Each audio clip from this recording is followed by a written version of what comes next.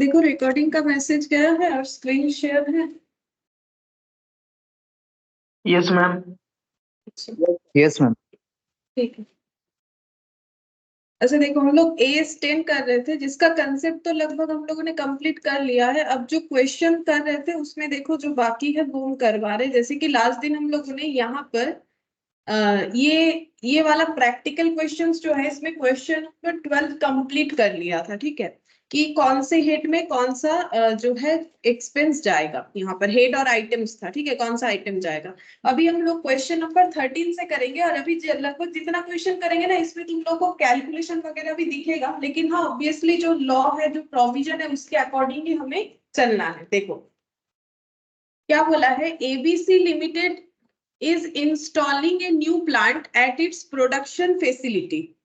मतलब फैक्ट्री में production facility कहाँ होता है, फैक्ट्री में ये न्यू प्लांट जो है लगाना चाहती है। It has incurred this cost, और ये प्लांट को लगाने के लिए इनका पॉकेट से कैश का आउटफ्लो कितना हुआ है। बोल रहा है cost of the plant, cost per suppliers invoice plus tax. मतलब जिनसे इन्होंने परचेज किया वो सप्लायर है, सप्लायर ने अपने प्रोडक्ट का कुछ प्राइस बोला होगा, ठीक है, जो इनके लिए इनका कॉस्ट होगा, प्लस इसमें टैक्स लगा है। ठीक है, ये मशीन खरीदने में इनको, प्लांट खरीदने में इनको टैक्स भी लगा है, तो ये इनका हो गया परचेज प्राइस। ठीक है, तो देखो यहाँ पर हम लोगों ने क्या पढ़ा था, अगर तुम लोग को याद है लास्ट दिन में मैंने बताया था एक बार तुम लोग को, पुराना वाला जो है जैम बोर्ड ओपन करके, कि जब हम लोग कोई एसेट को एक्वायर करते हैं, ठीक है, तो वहां पर, इसी में था शायद, नहीं इसमें नहीं होगा, इसके आगे वाले इसमें होगा। ठीक है, तो अगर हम लोग कोई एसिड को एक्वायर करते हैं तो हमारा 3 तरीके का प्राइस हो जाता है। ठीक है, एक होता है परचेज प्राइस। ठीक है, परचेज प्राइस 2 तरीके का होता है, परचेज प्राइस और डायरेक्ट एट्रीब्यूटेबल कॉस्ट। ये 2 कॉस्ट हमें ऐड करना पड़ता है। परचेज प्राइस में आ जाता है परचेज प्राइस, यानी जो भी प्रोडक्ट ले रहे हैं उसका प्राइस प्लस उसमें लगा हुआ टैक्स। लेकिन अगर आईटीसी मिल रहा है तो वो नहीं हमें इंक्लूड करना होता है। ठीक है, और अगर हम लोग का कुछ इंपोर्ट एक्सपोर्ट हो रहा है तो वो भी हमारा यहाँ पर आ जाएगा। ठीक है, जैसे इंपोर्ट का ही होगा यहाँ पर, क्योंकि हम लोग परचेज कर रहे हैं तो वो ऐड होता है। और डायरेक्ट एट्रीब्यूटेबल कॉस्ट में क्या आता है, वो सारे कॉस्ट जो मशीन को पुट टू यूज करने में हमें हेल्प करेगा, लाइक साइट प्रिपरेशन कॉस्ट से लेंगे, carriage inward, freight inward, cartage, site preparation, delivery cost. ठीक है, ये सारे खर्चे जो है हमारे डायरेक्ट एट्रीब्यूटेबल कॉस्ट में आते हैं। हम एक काम करते हैं, ये वाला ना जो है जैम बोर्ड ओपन कर ही लेते हैं, ताकि तुम लोगों को एक बार देखने में आसानी हो। और कॉपी में तो लिखा ही है तुम लोगों ने, तो वहां से देख सकते हो, लेकिन हम एक बार दिखा देते हैं कहाँ पर हम लोगों ने इसको नोट डाउन किया था। मेरे पास यहाँ पर दिखेगा तो तुम लोग को बोलने में भी आसानी हो जाएगा। अच्छा, वो मेरा AS1 के साथ इंक्लूडेड था। एक सेकेंड, ये वाला मिल गया। ये देखो, क्योंकि इसी के बेसिस पे हमें सारे क्वेश्चन का आंसर देना पड़ेगा। ये देखो यहाँ पर मशीन का कॉस्ट में हम लोगों ने क्या लिखा था, देखो एक सेकेंड, कहाँ चला गया।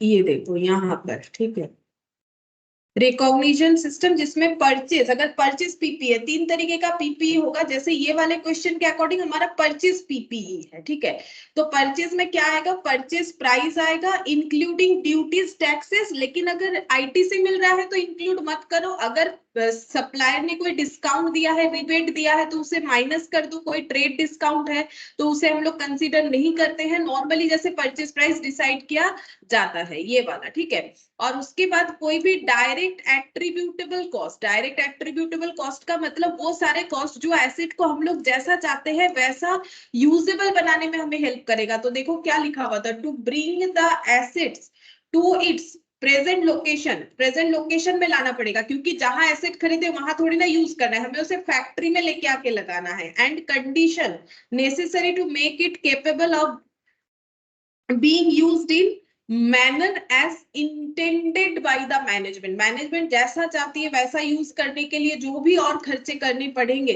वो हमारा परचेज प्राइस में ऐड होगा, जिसमें मैंने बोला था freight, cartage, transit expense, insurance, licence, legal expense, बहुत सारा चीज हो सकता है। यहाँ पर मैंने कुछ एग्जांपल्स दिया हुआ था, ठीक है।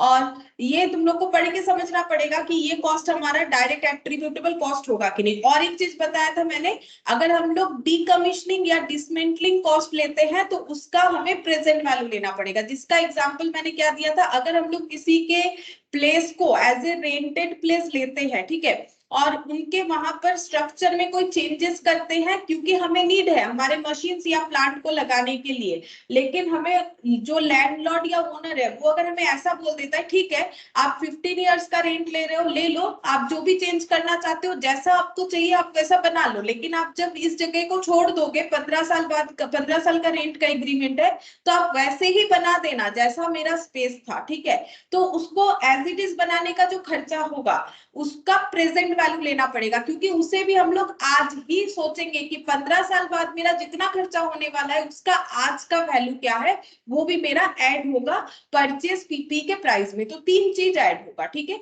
अब यहां से तुम लोग क्वेश्चन हम बता रहे हैं, अब तुम लोग बताना, जैसे बोल रहा है कि cost of the plant, plant का कॉस्ट ये 25 लाख, फिर बोल रहा है initially delivery and handling cost, delivery करवाने का खर्चा 2 लाख हुआ है।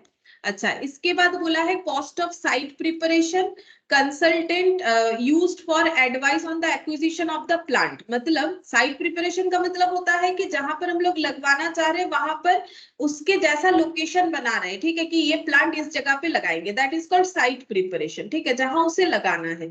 फिर बोला है कि मशीन खरीदने के पहले, क्योंकि बहुत महंगा मशीन है, हम लोगों ने क्या किया, एक कंसल्टेंट को बुला लिया कि भाई ये मशीन खरीदने जा रहे हैं, ये सही रहेगा गलत रहेगा, कंसल्टेंसी चार्जेस लिया उन्होंने, वो कितना था 7 लाख। फिर बोल रहा है interest charges paid to supplier of plant for deferred credit, इसका मतलब क्या है, डेफर्ड क्रेडिट का मतलब होता है कि हम लोगों ने प्लांट का पूरा पैसा नहीं दिया, हम लोगों ने थोड़ा लोन ले लिया, मतलब थोड़े दिन बाद पे करेंगे, डेफर्ड मतलब दूर में जाके, ठीक है, मतलब अभी टाइम ले लेते हैं कुछ दिन बाद पे करेंगे, दैट इज डेफर्ड क्रेडिट। अब डेफर्ड क्रेडिट की वजह से क्या हुआ है, जो सप्लायर है उसने इंटरेस्ट चार्ज कर दिया, जैसे अगर हम लोग तुरंत पे नहीं करते हैं, इंस्टॉलमेंट वगैरह ले लेते हैं या फिर बोल देते हैं ठीक है ये पूरा पैसा ही हम लोग 1 मंथ बाद पे कर देंगे, तो बहुत से लोग उसमें इंटरेस्ट चार्ज कर देते हैं, बहुत से लोग नहीं करते हैं, ठीक है। यहाँ बोला है क्योंकि इन्होंने डेफर्ड किया पेमेंट को, तो जो इंटरेस्ट है वो सप्लायर ने चार्ज किया है 2 lakh rupees.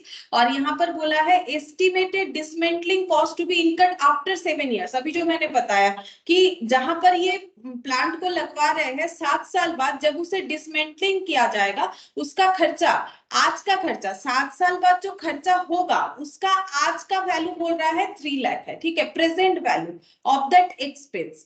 Operating losses before commercial production, commercial production का भी मैंने तुम लोग को एग्जांपल दिया था, जैसे जियो का सिम मैंने बोला था कि पहले उसको ट्रायल रन करवाया गया, ठीक है, वो है हम लोग का कॉमर्शियल प्रोडक्शन के पहले, ठीक है, कॉमर्शियल प्रोडक्शन के पहले ट्रायल चार्जेस हो सकता है। यहाँ पर बोला है देखो ऑपरेटिंग लॉसेस बोला है यहाँ पर, ठीक है, ट्रायल बोला भी नहीं है, ऑपरेटिंग लॉस हुआ है, ऑपरेटिंग मतलब जो बिजनेस का डे टू डे एक्टिविटी है उसमें लॉस हो गया कॉमर्शियल प्रोडक्शन के पहले, मतलब इस मशीन्स को या प्लांट जो भी है इसको यूज करके हम लोग जो प्रोडक्ट बनाएंगे उसको मार्केट में बेचेंगे तो बोलते हैं कि मशीन को कॉमर्शियलाइज कर दिया, मतलब उससे जब हमारा कुछ इनकम होगा, लेकिन उस इनकम के पहले हमारा लॉस हुआ है इसको कॉमर्शियलाइज करने के पहले। अब क्यों हुआ है, कुछ एक्टिविटी करते हुए लॉस हुआ होगा। ये सब 7 आइटम्स हमें बता दिए हैं। अब बोल रहे हैं please advice ABC limited on the cost that can be capitalised in according with as 10 revised, बोल रहा है कि ये सब कॉस्ट में से कौन सा कॉस्ट ऐसा है जो कि एएस 10 के अकॉर्डिंग कैपिटलाइज्ड होगा। कैपिटलाइज्ड का मतलब प्लांट के कॉस्ट में ऐड होगा, मतलब हम लोग जब प्लांट खरीदते हैं लिखते हैं ना plant account debit to cash और बैंक, और अगर उधार में लेते हैं तो हम लोग लिखते हैं टू क्रेडिटर, ठीक है। तो यहाँ पर कितने से डेबिट करें ये हमें पूछ रहा है, ठीक है। क्वेश्चन क्या पूछा है कि AS10 के अकॉर्डिंग बताओ कि कितने में इस प्लांट को कैपिटलाइज्ड करें। प्लांट डेबिट करने का मतलब प्लांट को कैपिटलाइज्ड करना, क्योंकि प्लांट हमारा फिक्स्ड एसेट है तो इसके कॉस्ट को कैपिटलाइज्ड किया जाता है। ये रेवेन्यू नहीं है, ये कैपिटल एक्सपेंडिचर है, ठीक है। तो कितना खर्चा दिखाएंगे, मतलब प्लांट का कॉस्ट कितना हम लोग लगाएंगे, ठीक है। तो उसके लिए क्या करना है, AS10 का जो रूल्स मैंने अभी दिखाया, कौन कौन सा खर्चा हम लोग ऐड ऑन कर सकते हैं, वो सारे खर्चे को ऐड ऑन करेंगे, ठीक है। अच्छा, तो तुम लोग मुझे आंसर बताना, हम यहाँ पर लिखते हैं कौन कौन सा खर्चा आएगा। तो कैसे करके लिखना पड़ेगा, देखो ऐसे लिख सकते हैं, इलास्ट्रेशन क्वेश्चन 13, ठीक है। Calculation of plant cost as per AS10। अच्छा, तो मुझे बोलो क्या कॉस्ट ऑफ प्लांट हमें लेना चाहिए या नहीं लेना चाहिए, बताओ। बस यही तो चेक करना है, कौन सा लेना है कौन सा नहीं लेना है। बोलो कॉस्ट ऑफ प्लांट ले या ना ले। मैम लेना होगा कॉस्ट ऑफ प्लांट को। हाँ हाँ सही है, लेना पड़ेगा, ठीक है। तो लिख दो कॉस्ट ऑफ द प्लांट। कोई चीज प्लांट परचेस कर रहे तो उसका जो परचेस प्राइस है वो तो लेना ही पड़ेगा, वो तो कॉस्ट है ही है। इसमें तो कोई कंफ्यूजन नहीं होना चाहिए। बाकी चीजों में हमें थोड़ा सोचना पड़ता है, ठीक है। और यहाँ पर जो बोला था कि टैक्स के साथ इंक्लूड, कहीं तो बोला नहीं है कि टैक्स का इनपुट क्रेडिट मिल रहा है। तो और वैसे भी देखो, अगर टैक्स हमें लेस करने के लिए ऐसा कुछ मतलब हम ये कहना चाह रहे हैं कि अगर टैक्स हमें लेस करना पड़ता तो उसमें बोला हुआ रहता कि रिफंडेबल है, तो अमाउंट भी तो देना चाहिए था। एक बात सोच के देखो, टैक्स में भी कंफ्यूज नहीं होना है, क्योंकि हमें बोला ही नहीं इसमें कितना टैक्स इंक्लूड है, तो फिर ये लेस आइटम बनेगा ही नहीं। वैसे भी पढ़ के समझ में आ रहा है कि इनवॉइस प्लस टैक्स है। अब टैक्स रिफंडेबल बोला नहीं है तो लेस होगा नहीं, और ऊपर से अगर लेस करते भी है तो वैल्यू कहाँ है, कुछ भी तो नहीं बताया, तो लेस तो होगा ही नहीं, हो ही नहीं सकता है लेस, ठीक है। और वैसे भी यहाँ पर रिफंडेबल बोला नहीं है तो हम लोग अपने मन से एजम्पशन तो नहीं ले सकते ये रिफंडेबल है। इनवॉइस में ही टैक्स इंक्लूड करके हमें दे दिया है, इनवॉइस में ही इंक्लूड होता है। लेकिन अगर रिफंड यहाँ अगर बता देता कि प्लस टैक्सेस इतना वैल्यू है, फिर बता देता कि इसका IT से मिलेगा, तब हमें लेस करना पड़ता, ठीक है। ऐसा तो कुछ बोला नहीं है। अच्छा, आप देखो बोल रहा है initial delivery and handling cost, क्या ये हमारे प्लांट के कॉस्ट में आएगा? Yes ma'am. हाँ, क्योंकि ये हमारा डायरेक्ट एट्रीब्यूटेबल कॉस्ट है। ये कॉस्ट को इनकट किए बिना मैनेजमेंट जैसे इस एसेट को यूज करना चाहता है वैसा यूज नहीं कर सकता है। देखो, परचेस करने से लेके पुट टू यूज तक के पहले तक का जितना खर्चा है, ठीक है, रेडी टू यूज, ठीक है, ready to use, put to use नहीं, ready to use. Ready to use करने के लिए जो भी खर्चा होगा वो सारा ही हमारा कैपिटलाइज्ड होना चाहिए। तो ऑब्वियसली डिलीवरी चार्जेस तो होगा ही। जैसे अगर मान लो हम लोग अपने घर के लिए फ्रिज, AC या कूलर वगैरह ला रहे हैं, तो वो तो खुद से ला नहीं पाएंगे। मान लो वो डिलीवरी करवा रहे हैं तो हम लोग बोलेंगे ना कि भाई कूलर 10,000 का था, उसमें डिलीवरी चार्जेस लग गया 1,000 रुपए, तो हो गया 11,000, ठीक है। तो ये भी ऐड होगा। यहाँ पर .2 लिखेंगे, initial delivery and handling cost. हाँ, initial delivery and handling cost 2 lakh,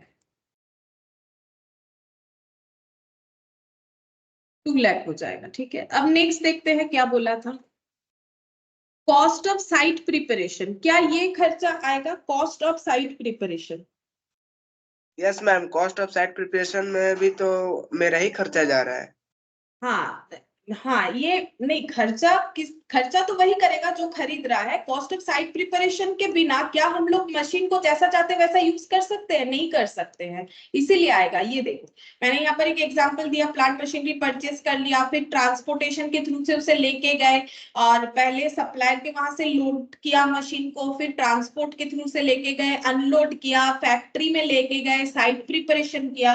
site preparation जैसे घर पे भी अगर कहीं AC लगाएंगे तो हमें सोचना पड़ता है ना, इस दीवार पे लगाए उस दीवार पे, तो वहां उतना बड़ा साइट प्रिपरेशन नहीं है, मानते हैं, लेकिन फैक्ट्री में फैक्ट्री की तरह साइट प्रिपरेशन होगा। बड़ा बड़ा मशीन होता है तो कहाँ लगवाए, उसके लिए उस जगह को क्या क्या मुझे चेंजेस करना पड़ेगा। तो ये देखो साइट प्रिपरेशन करने में 6 लाख रुपीस का खर्चा हो गया। जैसे मान लो एसी लगवाना है, आसपास जो है बोर्ड नहीं बना हुआ है, तो फिर उस बोर्ड को लगवाना पड़ेगा, तो वो भी एसी के कॉस्ट में ही ऐड हो जाएगा। मतलब इलेक्ट्रिक बोर्ड का बात करें, एसी के लिए अलग जो है स्विच बोर्ड्स वगैरह होता है, वैसे ही ये जैसे एसी लगाने का हमारा प्रिपरेशन हो गया, जस्ट लाइक दैट मशीन लगाने का भी साइट प्रिपरेशन करना पड़ सकता है। अगर हमारा साइट पहले से प्रिपेयर्ड नहीं है तो वो खर्चा भी हमें ऐड करना पड़ेगा, क्योंकि सिंपल सा थिंग इतना है कि जब तक हम लोग उसे रेडी टू यूज नहीं कर लेते हैं तब तक जितना खर्चा है वो प्लांट की कॉस्ट में ऐड होता जाएगा। ठीक है, तो कॉस्ट ऑफ साइट प्रिपरेशन, क्योंकि ये किए बिना हम लोग नहीं यूज कर सकेंगे जैसा चाहते हैं acid. Cost of site preparation ये हम लोग का हो जाएगा 6 लाख, जितना है उतना ही, बस समझ के हमें ऐड कर देना।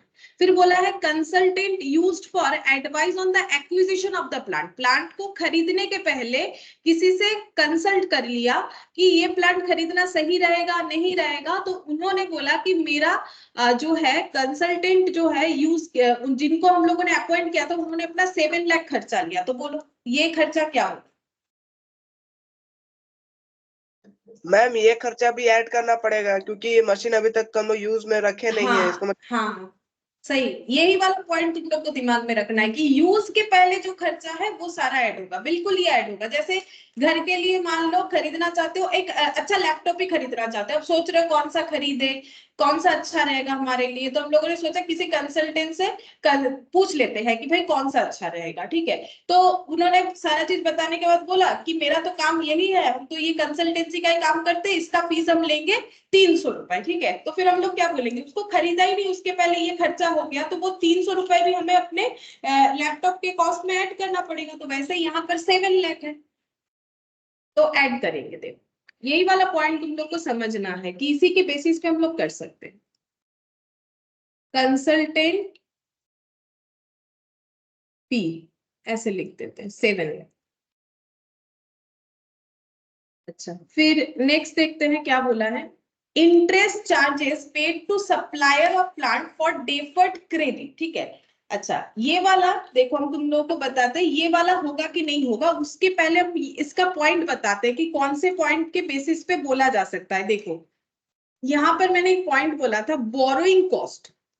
बोरिंग कॉस्ट का मतलब होता है कि अगर हम लोग बोरो करते हैं यानी उधार लेते हैं, लोन लेते हैं, तो उसका कॉस्ट क्या होता है, उसको उस पे पे किया गया इंटरेस्ट। मान लो मैंने किसी से 10,000 बोरो किया, ठीक है, और हम जब रिटर्न कर रहे उसने बोला मुझे 11,000 रिटर्न करना। ठीक है, तो इसका मतलब मैंने इंटरेस्ट कितना पे कर दिया, 1,000। ठीक है, तो ये मेरा क्या हो गया, ये मेरा हो गया है बोरोइंग कॉस्ट। मतलब मेरा खर्चा क्या पड़ा, देखो 10,000 लिया 10,000 दिया, ये तो कोई खर्चा नहीं है, लेकिन जो मैंने एक्स्ट्रा 1,000 दिया that is called borrowing cost, यानी कि इसे हम लोग बोलते हैं नॉर्मली इंटरेस्ट। ठीक है, तो इंटरेस्ट हम लोग का बोरिंग कॉस्ट होता है। अब यहाँ पर देखो क्या दिया है, यहाँ पर बोरिंग कॉस्ट का ही बात किया है। ठीक है, बोल रहे हैं कि इंटरेस्ट चार्ज यानी बोरिंग कॉस्ट पे किया है हम लोगों ने सप्लायर को। क्यों पे किया है, हम लोगों ने पेमेंट करने में डिले किया है, इसीलिए उनको 2 लाख पे किया है। अब बात ये है कि क्या ये मेरे प्लांट के कॉस्ट में ऐड होगा कि नहीं, उसके लिए मैंने क्या पॉइंट लिखवाया था। देखो borrowing cost, date of borrowing till the asset is ready to use if qualifying asset. देखो अगर क्वालिफाइंग एसेट है तो ही हमारा बोरिंग कॉस्ट एप्लीकेबल होता है प्लांट के कॉस्ट में, एसेट के कॉस्ट में। देखो हम क्या बोल रहे हैं, अगर मेरा पीपीई ठीक है क्वालिफाइंग एसेट है तो बोरोइंग कॉस्ट जो है वो पीपीई के कॉस्ट में ऐड होगा। ठीक है, अगर मेरा क्वालिफाइंग एसेट है तो बोरोइंग कॉस्ट मेरे पीपीई के कॉस्ट में ऐड होगा। कितना बोरोइंग कॉस्ट ऐड होना चाहिए, जिस दिन बोरो किया है हम लोगों ने उस दिन से लेके the asset ready to use, जब तक एसेट रेडी टू यूज नहीं हो रहा है तब तक का इंटरेस्ट ऐड होता है।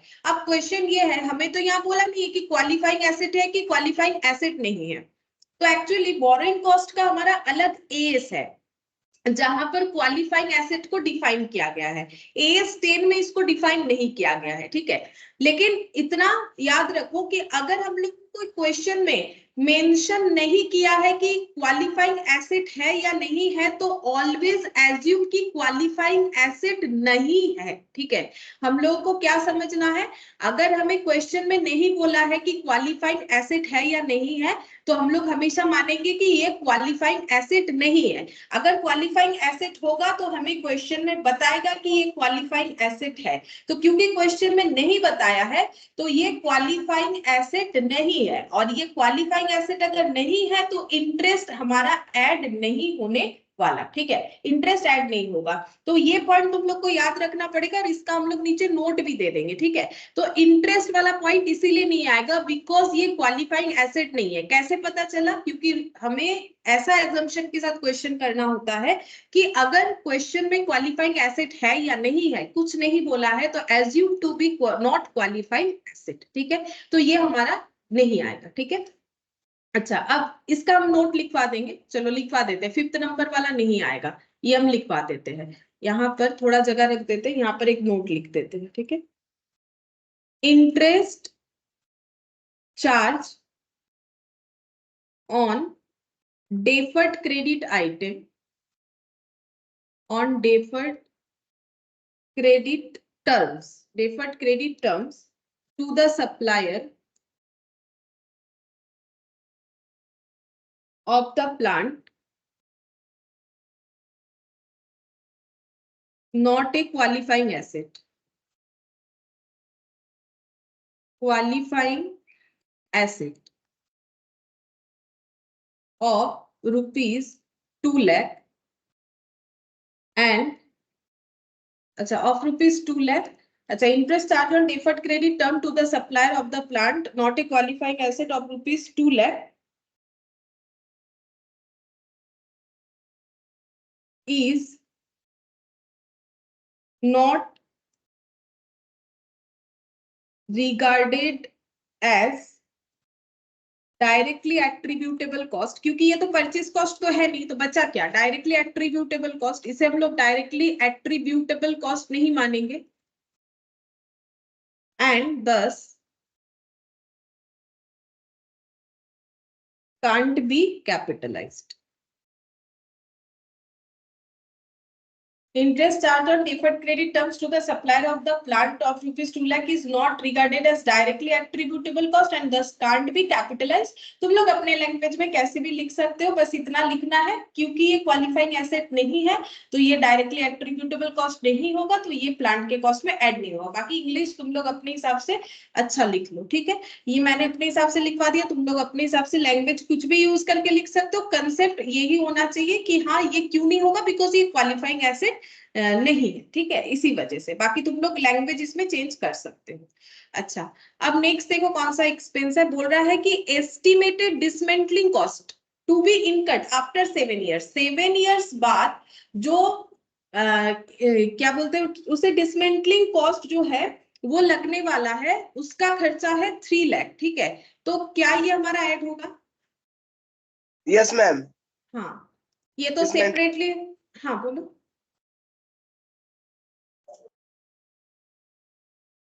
बोलो बोलो क्या बोल रहे थे?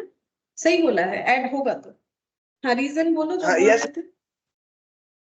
मैम क्योंकि डिसमेंटलिंग कॉस्ट कल को अगर लीज या रेंटल पर होता है तो डिसमेंटलिंग कॉस्ट हमको चुकाना पड़ेगा, तो प्रूडेंस के अनुसार एंटिसिपेटेड लॉस को हम अभी रिकॉर्ड करेंगे। हाँ, तो रिकॉर्ड करना पड़ेगा। ये देखो, हमें डिसमेंटलिंग कॉस्ट अगर कुछ है तो उसे आज ही प्लांट के कॉस्ट में हमें रिकॉर्ड करना पड़ेगा, क्योंकि आज नहीं तो कल मुझे वो पे करना है। यहाँ पर 7 ईयर्स बाद मुझे पे करना है, तो ये मेरा ऐड होगा। तो यहाँ पर लिखेंगे एस्टिमेटेड। मैम हाँ बोलो,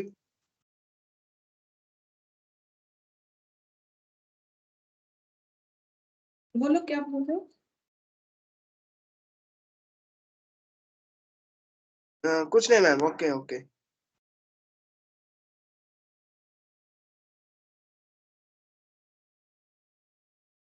3 लाख, ठीक है, 3 लाख बोला है, 3 लाख लिख दिया, ये भी ऐड हो जाएगा। अच्छा, अब और एक खर्चा है, देखो क्या बोला है। Operating losses before commercial production, ये लॉस है, ठीक है। बाकी कुछ भी तुम लोग अगर ध्यान नहीं रखते हो, इतना सा देखो कि ये है क्या, ये कोई कॉस्ट नहीं है, ये लॉस है। लॉस कहाँ चार्ज होता है? बिजनेस का कोई भी लॉस हम लोग कहाँ दिखाते हैं, बोलो? पीएल अकाउंट में ma'am, profit and loss PL में, अकाउंट। हाँ पीएल में दिखाते हैं।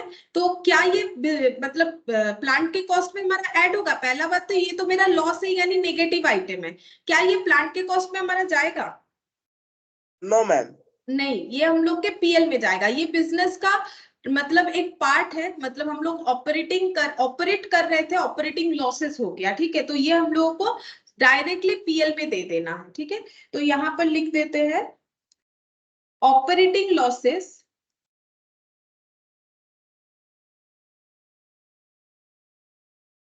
Before commercial production,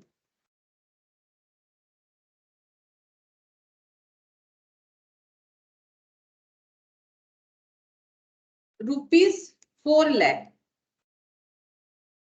are not regarded as directly attributable cost,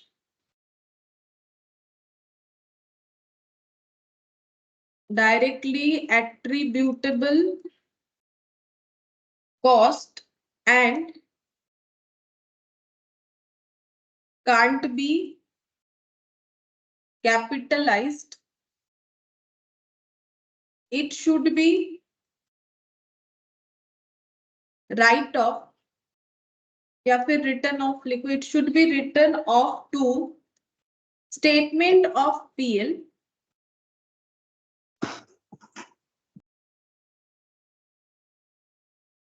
return off to statement of PL. हाँ, बस इतना लिखने से ही होगा। ये हम लोग पीएल में राइट ऑफ कर देंगे ड्यूरिंग द ईयर, ठीक है। जिस साल ये इनकर्ड हुआ, ऐसे लिख देते हैं ड्यूरिंग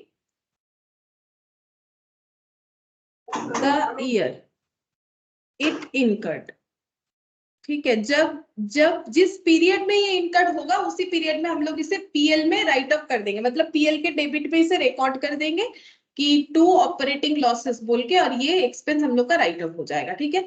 बस अब हम लोग इसको टोटल कर लेंगे और कैपिटलाइज्ड वैल्यू मिल जाएगा कि प्लांट में कितना कैपिटलाइज्ड होना चाहिए। 25 लाख, 2 लाख, 27 लाख, 27 और 7, 34 और 6, ये हो गया 43 लाख आ रहा है, ठीक है। 43 लाख आ रहा है। तो प्लांट अकाउंट डेबिट मतलब प्लांट का कॉस्ट हम लोग का कितना हो जाएगा? 43 लाख हो जाएगा। तो amount to be capitalised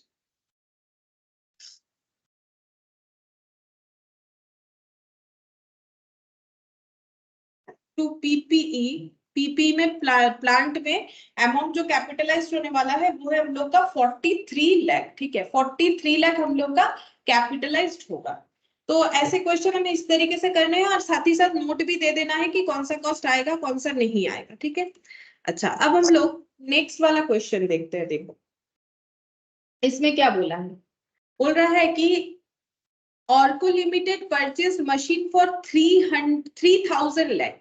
Depreciation was charged at 10% on SLM basis, मतलब straight line method, for a useful life of 10 years.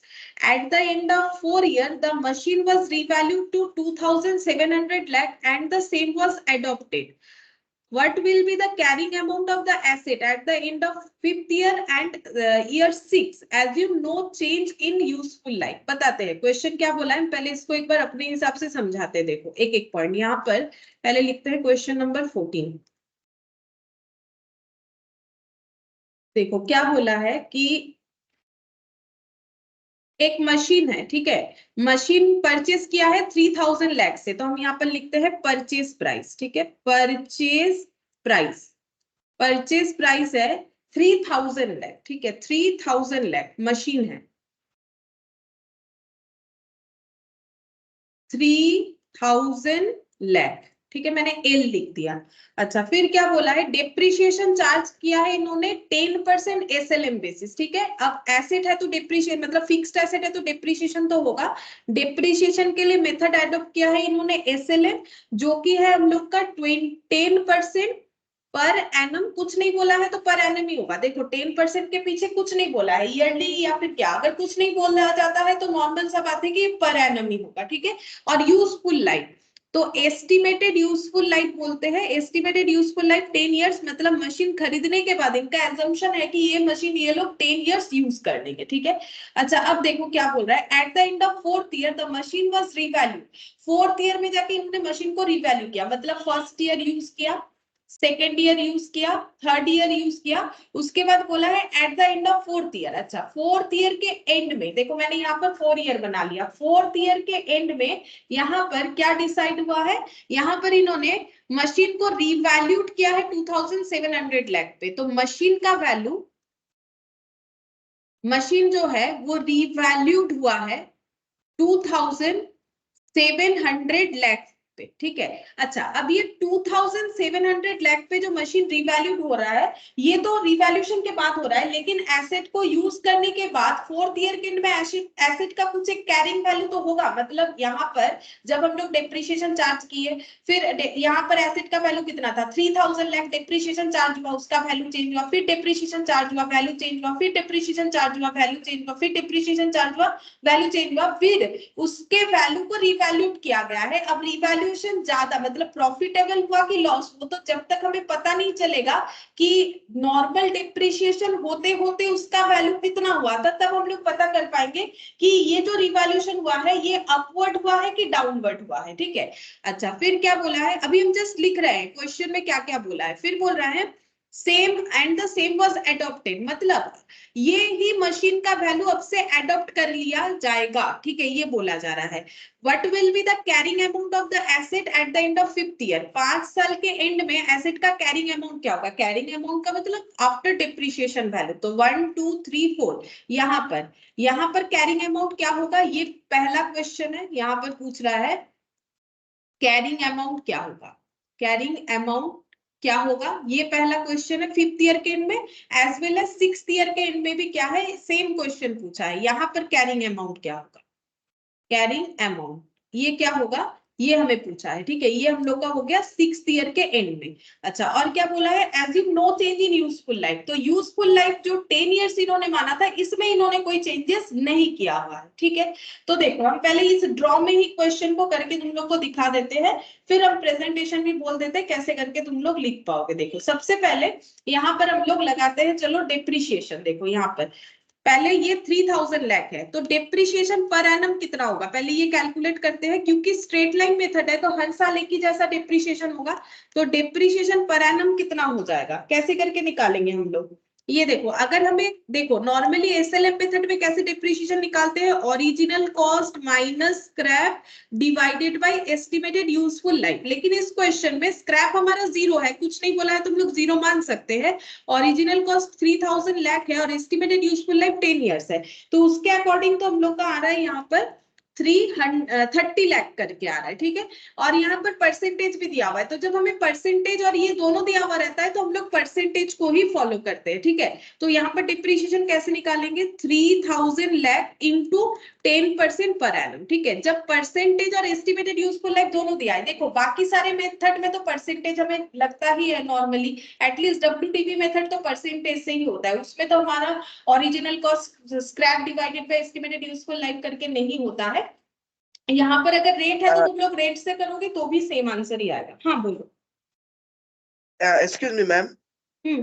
बोलो मैम तो अभी जो फॉर्मूला बताया वो तो एसएलएम का फॉर्मूला है, तो अगर रेट भी दिया हुआ है और मेथड भी है, तो फिर हम लोग किसको प्रेफरेंस देंगे, रेट को प्रेफरेंस दे कि मेथड को प्रेफरेंस दे। रेट को ही देना है एक्चुअली। रेट जो है वो हमारा परसेंटेज वैसे ही निकला हुआ है नॉर्मली। देखो ये देखो यहाँ पर अगर 3000 पे हम लोग 10% लगाएंगे तो हम लोग का पर एनम कितना डिप्रिशिएशन आएगा, 30 लाख आएगा। और अगर मेथड जो है यहाँ पर 3000 माइनस स्क्रैप जीरो है divided by 10 year estimated useful life है, तो भी हम लोग का कितना आ रहा है, तो भी हम लोग का यहाँ पर नहीं ये कितना आएगा, ये 300 ही आएगा मुझे जितना लग रहा है, देखते हैं 3000 इंटू 10%, 300 लाख। 300 लाख, और ये भी हम लोग का 300 लाख ही आ रहा है, ठीक है। इसमें दोनों में ही हमारा सेम ही आंसर आ रहा है। देखो रेट एक्चुअली एसएलएम में कैसे निकाला जाता है, ये देखो रेट हो जाता है हम लोग का amount of depreciation divided by original cost into 100 करके ही रेट आता है, ठीक है। तो अब रेट भी बता दिया है और ईयर्स भी बता दिया है, तो रेट फॉलो करने से ही होगा, हमें ये वाला नहीं भी फॉलो करने से चलेगा, क्योंकि यहाँ पर वैसे भी हमें स्क्रैप तो बताया नहीं। जब रेट बताएगा तो हमेशा रेट को ही फॉलो करना चाहिए, ठीक है। बाकी रेट जो है हम लोग का इस तरीके से ही निकाला जाता है कि पर एनम डेप्रिसिएशन अगर इतना है आउट ऑफ ओरिजिनल कॉस्ट, तो हम लोग का डेप्रिसिएशन का रेट 10% इसी तरीके से ही आया हुआ है। फिर भी अगर हमारे पास दोनों डेटा है तो बिना कंफ्यूज हुए हम लोग रेट को ही हमेशा यूज करेंगे, ठीक है। रेट को हमेशा यूज करना है। अगर रेट नहीं होगा तो जो फॉर्मूला है उसको यूज करेंगे। तो फॉर्मूला तभी यूज कर सकते हैं अगर हमारे पास अवेलेबल डेटा है, लाइक ओरिजिनल कॉस्ट तो होना ही चाहिए, वो तो रहेगा ही। एस्टिमेटेड यूजफुल लाइफ, जैसे मान लो अगर क्वेश्चन में ये नहीं रहता सपोज, तो हम लोग इसको इसी को यूज करते और हमारे पास कोई ऑप्शन नहीं था, लेकिन यहाँ पर हमारे पास दो ऑप्शन है और दोनों ऑप्शन से ही हमारा सेम ही आंसर आ रहा है। फिर भी अगर हमारे पास दो ऑप्शन हुआ तो ऑलवेज रेट है तो रेट को ही प्रायोरिटी देंगे, ठीक है। रेट से ही कैलकुलेट करेंगे और रेट हमारा उसी तरीके से ही कैलकुलेट होता है, एस्टिमेटेड यूजफुल लाइफ के अकॉर्डिंग ही कैलकुलेट होके दिया हुआ रहता है। तो हमें दोनों ही दिया है, सेम ही आंसर आएगा। तो यहाँ पर देखो कितना आ रहा है 300 लाख, ठीक है। अच्छा आप देखो तो यहाँ पर पहले साल डेप्रिसिएशन लग गया कितना 300 लाख। अब बोलो एसेट का वैल्यू कितना रहा आफ्टर डेप्रिसिएशन, एसेट का वैल्यू कितना हो गया, माइनस करके बताना पड़ेगा मैम 2700 लाख। हाँ, तो ये देखो 3000 माइनस 300 यानी 2700 लाख हो गया। अच्छा फिर डेप्रिसिएशन कितना लगेगा, एसएलएम है तो कितना लगेगा, हाँ फिर से 300 ही लगेगा, हाँ सही है। अब बोलो कितना वैल्यू होगा फिर 2400 लाख। हाँ 2700 माइनस 300 यानी हो जाएगा 2400 लाख। अच्छा फिर डेप्रिसिएशन लगा, फिर से कितना लगेगा डेप्रिसिएशन 300 लगेगा मैम, फिर से 300 लगेगा, तो फिर वैल्यू कितना बच रहा है 2400 माइनस 300 2100 लाख। 2100 लाख। फिर डेप्रिसिएशन लगेगा क्योंकि एसएलएम है तो अगेन 300 लाख लगेगा। अब वैल्यू कितना दिखेगा 1800 लाख। 1800 लाख, ठीक है। लेकिन ये लोग बोल रहे हैं कि एसेट का वैल्यू हम लोग 2700 लाख दिखा रहे हैं क्योंकि उन्होंने रीवैल्यूड किया है। तो रीवैल्यूड कैसा है, अपवर्ड या डाउनवर्ड, मैम रीवैल्यूएशन अपवर्ड है। अपवर्ड है, ठीक है। क्योंकि 1800 का मशीन हम लोगों ने 2700 कर दिया, मतलब यहाँ पर कैरिंग अमाउंट था, ठीक है। यहाँ पर WTV भी लिख सकते हैं, WTV का मतलब रिटन डाउन वैल्यू या फिर कैरिंग अमाउंट। इसमें ऐड हुआ होगा कुछ वैल्यू जो कि रिवैल्यूएशन रिजर्व में जाना चाहिए क्योंकि ये हम लोग का अपवर्ड रिवैल्यूएशन है, या फिर अभी इतना लिखने से भी होगा, ऐड करके लिखो अपवर्ड रिवैल्यूएशन तो भी चलेगा, अपवर्ड रिवैल्यूएशन। ये जस्ट समझने के लिए, अभी तक तो प्रेजेंटेशन किया नहीं हम लोगों ने। एसेट का वैल्यू 2700 लाख हो जा रहा है तो कितना अपवर्ड रिवैल्यूएशन हुआ होगा 900 लाख। 900 लाख, ठीक है। तो 2700 लाख जो है अभी एसेट का वैल्यू हो रहा है। अब ये लोग यही वाले वैल्यू लेके आगे बाकी कैलकुलेशन करना चाहते हैं, ऐसा क्वेश्चन में बोला है। And the same was adopted, मतलब ये वैल्यू को इन्होंने अडॉप्ट कर लिया। मतलब अब ये मान के चल रहे हैं कि एसेट अभी हमारा 1800 लाख का नहीं है, 2700 लाख का है, ठीक है। फिर हम लोग को बोला गया है कि 5th ईयर में कैरिंग अमाउंट क्या होगा, तो कैरिंग अमाउंट यानी WTV, तो वो पता करने के लिए पहले डिप्रिसिएशन देखना पड़ेगा क्योंकि फिर से एसेट यूज होगा नेक्स्ट एक साल, तो एक साल में डिप्रिसिएशन हमें चेक करना पड़ेगा। अब यहां से हम लोग फिर से डिप्रिसिएशन चेक करेंगे कितना होगा क्योंकि डिप्रिसिएशन का वैल्यू हम लोग का चेंज हो जाएगा, ठीक है। अब कैसे डिप्रिसिएशन कैलकुलेट करेंगे ये सोचने वाला बात है। देखो अब क्या हुआ, यहाँ पर रेट 10% पहले था, लेकिन अभी हमें ये नहीं बताया है कि रेट कितना परसेंट है, लेकिन एस्टिमेट एक चीज बोला है। देखो रेट पहले 10% डिसाइड किया गया था, लेकिन रिवैल्यूएशन के बाद रेट कितना होगा वो नहीं बोला, लेकिन एक चीज जरूर बताया है, assume no change in useful life. तो अब हम लोग यूजफुल लाइफ के ऊपर डिपेंड करके डेप्रिसिएशन निकाल सकते हैं, ठीक है। तो डेप्रिसिएशन पर एनम कैसे होगा, कॉस्ट ऑफ द मशीन, तो मशीन का कॉस्ट कितना है अभी 2700 लाख, माइनस हो जाएगा स्क्रैप जो कि हम लोग का 0 है, divided by estimated useful life. अब यहाँ पर यूजफुल लाइफ कितना है, देखो 1 2 3 4 ईयर्स यूज हो गया था, एस्टिमेटेड यूजफुल लाइफ था टोटल 10 ईयर्स, जिसमें से 4 ईयर्स यूज हो गया। तो यहाँ पर आके एस्टिमेटेड यूजफुल लाइफ कितना बच रहा है ये बताओ। 6 years मैम। 6 ईयर्स, हाँ। तो 10 माइनस 4 कर लेंगे, 10 माइनस 4 तो यहाँ पर 6 ईयर्स हो जाएगा। तो डिवाइडेड बाय हमें 6 ईयर्स करना पड़ेगा, क्योंकि रेट का चेंजेस हुआ नहीं हुआ कुछ नहीं बताया, बट एस्टिमेटेड यूजफुल लाइफ हमारा एज इट इज है वो बताया है। तो हम लोग 10 क्यों नहीं यूज कर सकते, क्योंकि उसका एसेट का वैल्यू हम लोगों ने चेंज कर दिया। अब हमारा ओरिजिनल कॉस्ट अगर एसेट का 2700 लाख मान रहे हैं और बचा हुआ लाइफ देखेंगे, अगर एस्टिमेटेड यूजफुल लाइफ चेंज नहीं हो रहा है तो बचा हुआ लाइफ 6 ईयर्स है। तो डिवाइडेड बाय 6 करने से हम लोग को डेप्रिसिएशन पर एनम पता चल जाएगा। तो ये हो रहा है 450 लाख, 450 लाख। तो यहाँ पर डेप्रिसिएशन लगेगा 450 लाख, तो कैरिंग अमाउंट कितना बन जाएगा एसेट का 5th ईयर के एंड में, यही पूछा था हम लोग। 2250 लाख, हाँ 2250। मतलब, हाँ 2700 माइनस 450, जितना होगा उतना। 2250 लाख। अच्छा 2250 ये हो गया। और फिर नेक्स्ट पूछा है कैरिंग अमाउंट फिर से कितना होगा, क्योंकि एसएलएम मेथड ही हमें रखा गया है, एस्टिमेटेड यूजफुल लाइफ लगा रहे हैं तो एसएलएम मेथड ही हो रहा है ना, दूसरा नहीं। तो यहाँ पर फिर से कितना लगेगा, 450 लाख का डिप्रिसिएशन लगेगा। अब कैरिंग अमाउंट कितना होगा, अब कैरिंग अमाउंट होगा मैम 1800 लाख। हाँ 1800, मतलब 2250 माइनस 450 यानी 1800 लाख। बस यही क्वेश्चन पूछा था कि बताओ कि यहाँ पर 5th ईयर और 6th ईयर के एंड में डेप्रिसिएशन का सॉरी कैरिंग अमाउंट कितना होगा ये हमें बताना था। तो ये हम लोग ड्रॉ करके कर लिए, लेकिन एग्जाम में तो ऐसा कर सकते हो, इसमें कोई प्रॉब्लम नहीं है, लेकिन इसके बाद तुम लोगों को इसको टेबल के तरह मतलब ऐसा कुछ करके लिख के दिखाना पड़ेगा, ये करना काफी नहीं है। ये तुम लोग अपने समझने के लिए स्टार्टिंग में भी कर सकते हो, नो इश्यूज। अब उसके बाद इस चीज को कैसे लिखेंगे देखो, हम लोग ऐसे करके लिख सकते हैं इसको। यहाँ पर कैलकुलेशन ऑफ, पूछा क्या था, calculation of carrying amount on 5th and 6th year, particulars amount. अच्छा यहाँ पर सबसे पहले लिखेंगे original cost of machine, original cost of machine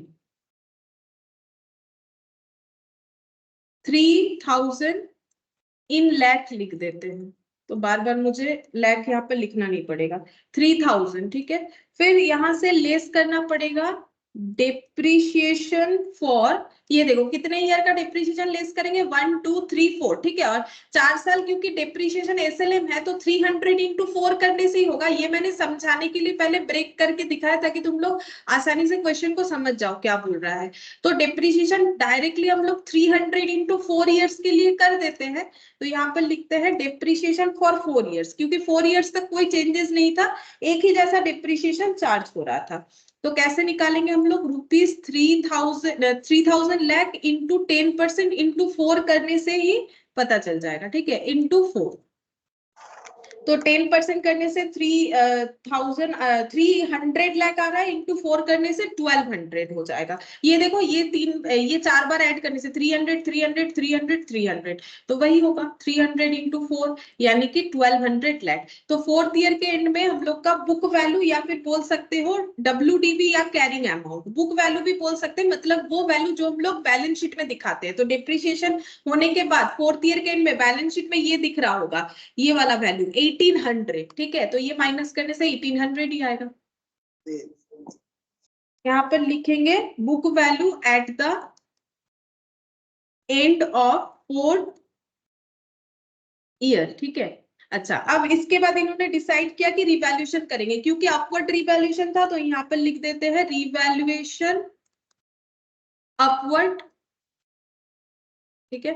कितना यहाँ बैलेंस करके निकलेगा, क्योंकि हम लोग को रिवैल्यूड अमाउंट गिवन है दैट इज 2700 लाख, तो यहाँ पर हो जाएगा 900। ये हम लोग का बैलेंस करके आया। ये देखो हम लोगों ने यहाँ पर भी सेम चीजें किया हुआ है। देखो ये देखो 2700 ये क्वेश्चन में दिया हुआ था, तो यहाँ पर लिखते हैं revalued amount, revalued amount of machine, ठीक है। ये गिवन है क्वेश्चन में, ये गिवन था क्वेश्चन में, उसी को देख के हम लोगों ने लिख लिया। अब फिर से डेप्रिसिएशन चार्ज करेंगे। डेप्रिसिएशन फॉर 5th ईयर, यहाँ पर अलग अलग चार्ज करेंगे। क्यों? क्योंकि हमें 5th ईयर का कैरिंग अमाउंट चाहिए, 6th ईयर का कैरिंग अमाउंट चाहिए, तो इसीलिए अलग अलग कर रहे हैं।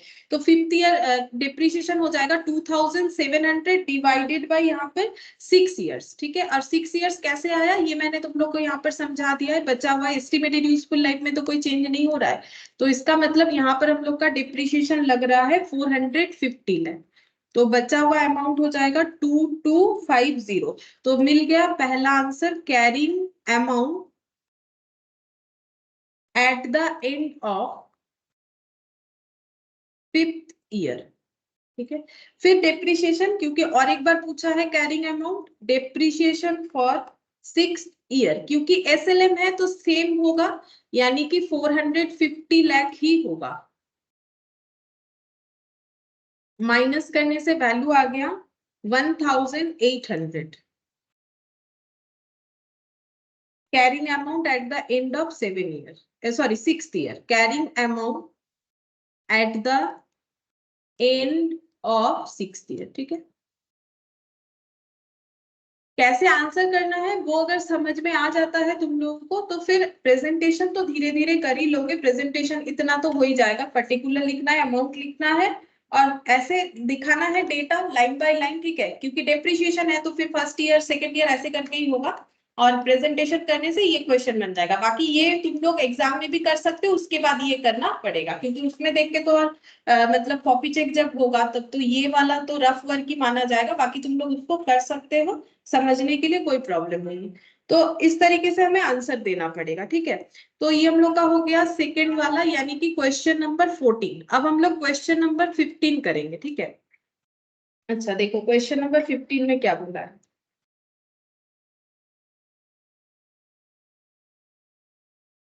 स्कंद limited acquired machine for 2,50 lakh 5 years ago। अच्छा 5 साल पहले इन्होंने ये मशीन लिया हुआ है 2,50 लाख का। डिप्रिसिएशन कैसे चार्ज होगा?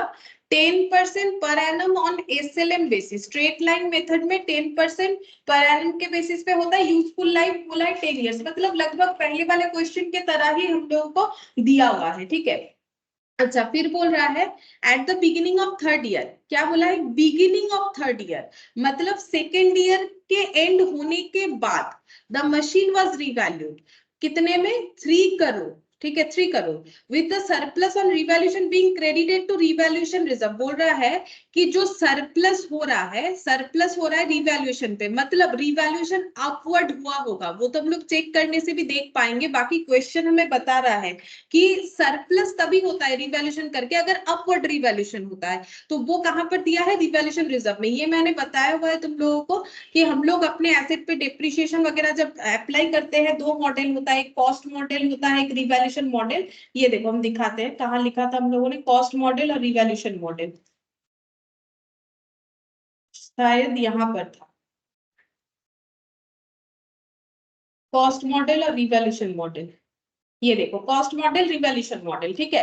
रिवैल्यूएशन मॉडल में कैसे होता है वो मैंने बताया था, अपवर्ड डाउनवर्ड। तो अपवर्ड रिवैल्यूएशन होने से हम लोग का क्या होता है कि उसे उसका जो प्रॉफिट है, जैसे देखो यहाँ पर हुआ था ना अपवर्ड रिवैल्यूएशन, अभी अभी जो क्वेश्चन हम लोगों ने किया, ये देखो ये वाला क्वेश्चन जो अभी मैंने सॉल्व किया, यहाँ पर हम लोग का देखो अपवर्ड रिवैल्यूएशन हुआ था, ये हम लोग का जाता है रिवैल्यूएशन रिजर्व में, और अगर डाउनवर्ड होता है तो वो पीएल में जाता है। इसके अलावा लगातार 2 बार होता है तो क्या होगा, वो सब वहां पर बोला हुआ है, देखते हैं, अभी तो पॉइंट वो नहीं आएगा तो हम फिर से एक बार बता देंगे, ठीक है। तो यहाँ पर बोल रहा है कि अपवर्ड रिवैल्यूएशन हुआ है क्योंकि प्रॉफिट है तो वो रिवैल्यूएशन रिजर्व में जाना चाहिए। अब बोल रहा है depreciation provided on the revalued amount over the balance useful life of 8 years.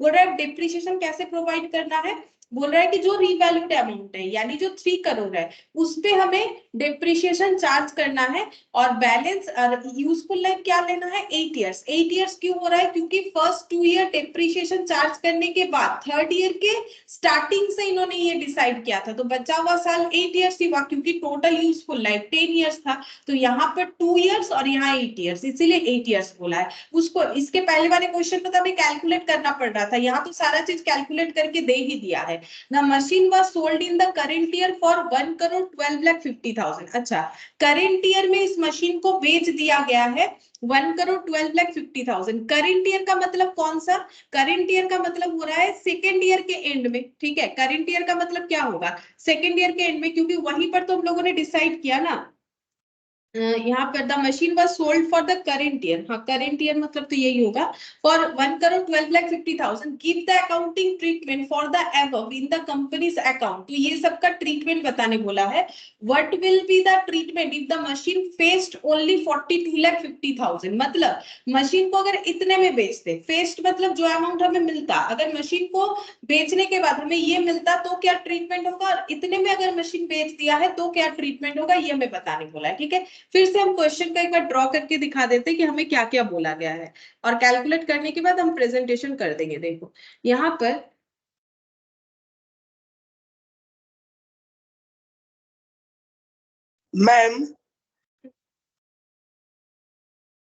Ma'am treatment का मतलब है कि कंपनीज अकाउंट्स में हम लोग को जर्नल एंट्री पास करना पड़ेगा उसका।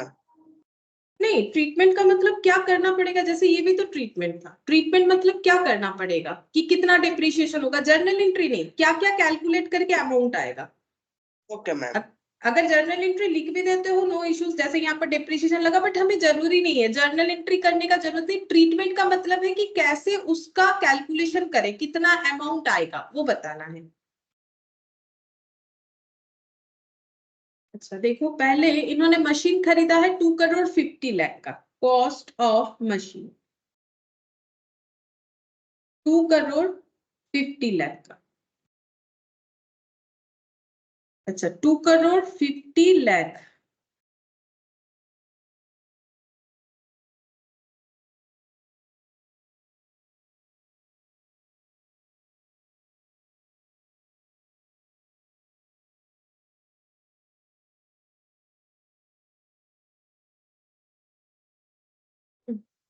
अच्छा इसके बाद बोला है 5 इयर्स एगो। अच्छा ये मशीन इन्होंने लिया है 5 इयर्स एगो। अच्छा 5 इयर्स एगो ये मशीन इन्होंने परचेस किया है।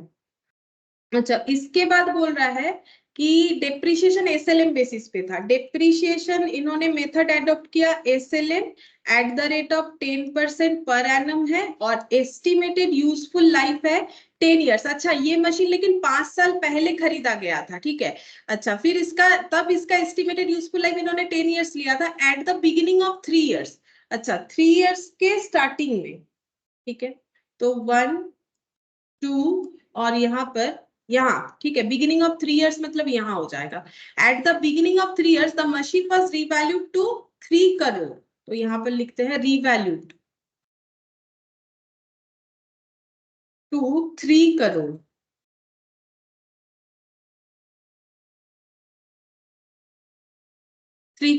ठीक है। अच्छा फिर बोल रहा है सरप्लस होगा रिवैल्यूएशन में, मतलब क्रेडिट मतलब अपवर्ड रिवैल्यूएशन हुआ होगा, वो तो चेक करने से ही पता चलेगा। डेप्रिसिएशन 8 इयर्स के अकॉर्डिंग देना पड़ेगा, यहाँ से डेप्रिसिएशन का वैल्यू चेंज हो जाएगा। डेप्रिसिएशन कैसे लगेगा, डेप्रिसिएशन एसएलएम बेसिस पे ही लगेगा, और एस्टिमेटेड यूजफुल लाइफ हम लोग कितना मानेंगे, बोल रहा है कि 8 इयर्स मानो, क्योंकि 2 इयर्स के बाद तो 10 इयर्स था जिसमें 2 इयर्स यूज कर लिए, तो एस्टिमेटेड यूजफुल लाइफ जो 8 इयर्स है वही हमें लेना है डिप्रिसिएशन कैलकुलेट करने के लिए। ऐसा क्वेश्चन क्वेश्चन हमें बताया, मतलब no changes in estimated useful life. अब इसके बाद machine sold in the current year. अच्छा, मशीन को बेच दिया गया है करेंट ईयर में कितने से, 1,12,50,000 में। अच्छा, 5 साल पहले ये मशीन खरीदा गया था, ये बात जब बोल रहा है तो करेंट ईयर मतलब कौन सा ईयर है बता सकते हो? यहाँ पर ये वाला पॉइंट हमें थोड़ा सा समझना पड़ेगा। ये वाला पॉइंट जो है करेंट ईयर मतलब ये वाला ईयर होगा या कुछ और, क्योंकि देखो क्वेश्चन में क्या बोला है, मशीन लिया गया था 5 साल पहले, ठीक है, फिर थर्ड ईयर के बिगिनिंग में मशीन को रीवैल्यू किया गया। देखो सब पास्ट टेंस में लिखा हुआ है, मतलब ये सब इंसिडेंट हो चुका है, ठीक है। मशीन को रीवैल्यू किया गया, फिर उसके बाद एसएलएम मेथड में ही डेप्रिसिएशन चार्ज करते गए, और उसके बाद करेंट ईयर में ये बेच रहे हैं। करेंट ईयर मतलब कौन से ईयर चल रहा है बोल सकते हो? एक बार सोच के देखो। यस यस बोलो मैम। कौन सा year? Ma'am current year will be sixth year. Sixth year का जो बिगिनिंग होगा उसको करंट ईयर यहाँ पर बोल हाँ, रहा है। 6th ईयर का बिगिनिंग मतलब 5 साल तक हमारे पास ही था ऐसे, मतलब 5 साल तक कंपनी के पास था, ठीक है। तो यहाँ पर 2, 3, 4 और 5, ठीक है। ऐसा यहाँ पर चेंजेस हुआ, उसके बाद ये सारे ईयर के बाद यहाँ पर आके इन्होंने डिसाइड किया ये करेंट ईयर है, मतलब यहाँ पर जो है कंपनी है, कंपनी यहाँ पर खड़े होकर बोल रही है कि 5 साल पहले मैंने एक मशीन खरीदा था 2,50,00,000 में, फिर उसमें एसएलएम मेथड पे डेप्रिसिएशन चार्ज किया था, फिर सेकेंड ईयर के एंड के बाद मैंने उसका रिवैल्यूएशन लगाया, फिर उसका डेप्रिसिएशन का अमाउंट चेंज हो गया। अब हम इसे बेचना चाहते हैं कितने में, 1,12,50,000। तो यहाँ पर मशीन को सेल करना है 1,12,50,000 में, ऐसा बोल रहा है कंपनी, ठीक है। Give the accounting treatment for the companies account. अब इसमें हमें बताना है कि क्या ट्रीटमेंट होगा, what will be the treatment अगर हम लोग 4250 में बेचते हैं, अगर सेल इसमें करते हैं तो क्या ट्रीटमेंट होगा, या फिर अगर हम लोग सेल करते हैं 42,50,000 में तो क्या ट्रीटमेंट होगा। ट्रीटमेंट का मतलब वही बेचने के बाद क्या होगा, प्रॉफिट होगा, लॉस होगा, वो हमें बताना है बस। सेल करने से तो वही होता है, सेल का ट्रीटमेंट क्या होगा कि सेल करके प्रॉफिट हुआ कि लॉस हुआ। अच्छा, अब तो हम लोग को प्रॉफिट लॉस देखने के लिए ये पता करना पड़ेगा, जब मशीन रहे थे उसका वैल्यू कितना था, बुक वैल्यू, उसके ऊपर डिपेंड करके पता चलेगा कि सेल करके प्रॉफिट हुआ कि लॉस हुआ। तो पहले देखो, एसेट हम लोग का था 2,50,00,000 का, एस्टिमेटेड यूजफुल लाइफ 10 इयर्स था और परसेंटेज था 10%। तो डिप्रिसिएशन पर एनम कितना होगा, हम लोग परसेंटेज को यूज करेंगे, 2,50,00,000। तो ये मैंने वैल्यू लिख दिया। अब इंटू 10% करके देख लो डिप्रिसिएशन पर एनम कितना होगा। 37,50,000। 37 लाख, 10% है तो 25 लाख नहीं होगा? 25 lakh ma'am, sorry ma'am, sorry. हाँ, फर्स्ट ईयर के और सेकंड ईयर। हाँ हाँ, 25 लाख होगा, सेकेंड ईयर भी 25 लाख होगा, ठीक है। अच्छा, फर्स्ट ईयर 25 लाख लगने के बाद एसेट का वैल्यू कितना होगा वो देखते हैं। तो 2.5 करोड़ लिख देते हैं माइनस 25 लाख, देखो कितना होगा।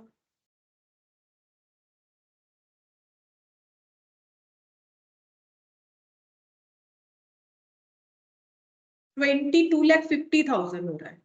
जीरो सही सही यूज करना है, नहीं तो गलत हो जाएगा। 22,50,000 हो रहा है फर्स्ट ईयर के एंड में कैरिंग अमाउंट, फिर 25 लाख लगेगा तो कितना हो जाएगा? 2 लाख होगा मैम। 20 2 लाख करोड़। 2 नहीं, करोड़ 2 करोड़ ना। Yes ma'am, 2 crore. Second year का डेप्रिसिएशन के बाद थर्ड ईयर के लिए जो मेरा रिटर्न डाउन वैल्यू होगा वो 2 करोड़ होगा मैम। 2 करोड़ होगा, हाँ। अच्छा, तो ये 25 लाख, ये मैंने एक वैल्यू कम लिखा होगा, तो 2 पॉइंट मतलब 2.5 इंटू एक जीरो कम दे दिया होगा मैंने, ये 25 लाख हो जा रहा है, मतलब और एक जीरो चाहिए, 25, हाँ, -25 तक, 225 और ये 5 टाइम्स जीरो, मतलब यहाँ एक जीरो और आएगा। तब ये माइनस करने से 2 करोड़ आएगा, तो इसको ऐसे लिख लेते हैं, 225,000,000 माइनस 25 लाख, तो 2 करोड़ आएगा। 70 होगा, 2 के बाद 70। अच्छा, अब ये 2 करोड़ का एसेट यहाँ पर इन्होंने 3 लाख कर दिया, तो रिवैल्यूएशन कितना हो रहा है, अपवर्ड रिवैल्यूएशन कितना हो रहा है?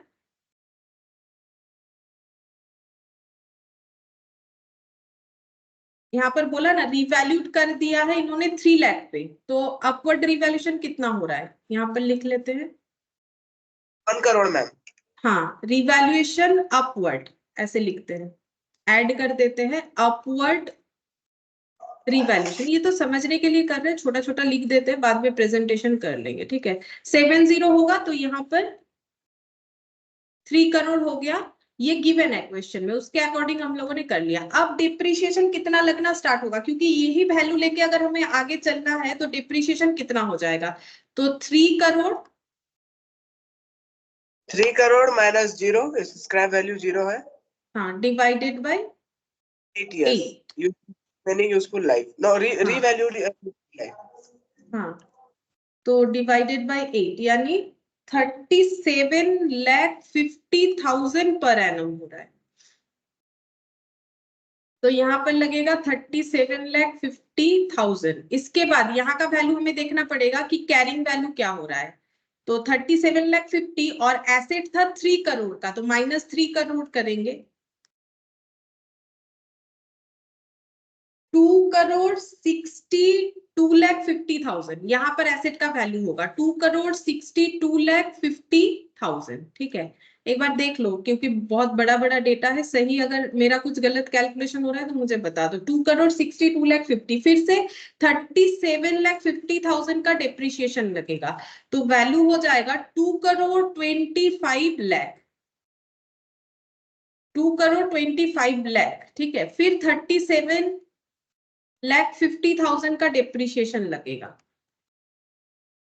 तो ये हो जाएगा 1,87,00,000। लास्ट वैल्यू आ रहा है 1,87,50,000। देख लो, ये वैल्यू आना चाहिए अगर मेरा कैलकुलेशन Yes. सही बात आ रहा है। नहीं, 1,87,00,000 1,87,50,000। 50,000। अब ये लोग सेल करना चाहते हैं, तो अगर 1,12,50,000 में सेल करेंगे तो इस केस में प्रॉफिट होगा कि लॉस? मैम ऑब्वियसली लॉस है। हाँ, ये लॉस हो जाएगा। और अगर इसमें बेचना चाहते हैं 42,50,000, तो उसमें भी क्या हो रहा है, उसमें भी लॉस ही है, 42 लाख है ना। हाँ, दोनों में ही लॉस होगा हम लोग का, ठीक है। तो बस यही बताना है हम लोग को। तो यहाँ पर प्रेजेंटेशन कर लेते हैं, कैसे करके लिखना पड़ेगा। देखो यहाँ पर लिखते हैं, ऐसे लिखो, पर्टिकुलर्स। आंसर क्या होगा वो तो समझ में आ गया, बस अब हम लोग लिख लेते हैं कि कैसे करके इसको हम लोग प्रेजेंट कर सकते हैं। पहले लिखेंगे ओरिजिनल कॉस्ट ऑफ एसेट,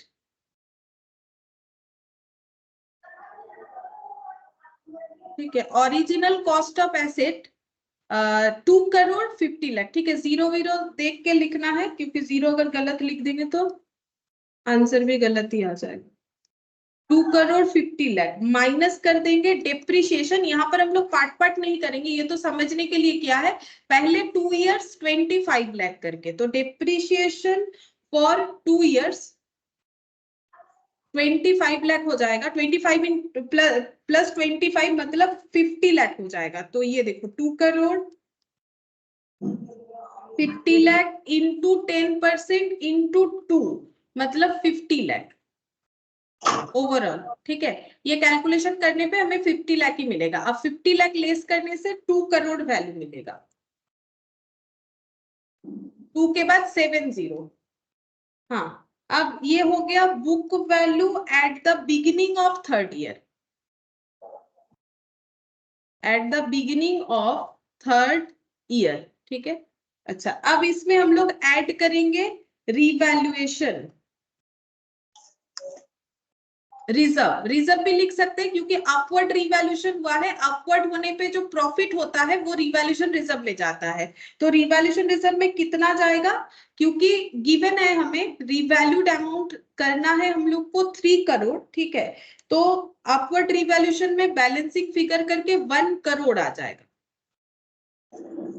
तो यहां पर लिखेंगे रिवैल्यूड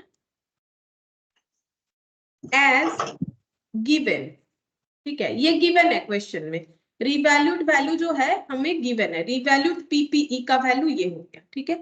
अब इसके बाद फिर से डेप्रिसिएशन चार्ज करना है, नेक्स्ट कितने ईयर, 1 2 3 3 इयर्स चार्ज करना है। तो इसके नीचे लिखना पड़ेगा लेस डेप्रिसिएशन फॉर 3 इयर्स, हम पीछे कर रहे हैं, यहाँ पर नहीं दिखेगा, लेस डेप्रिसिएशन फॉर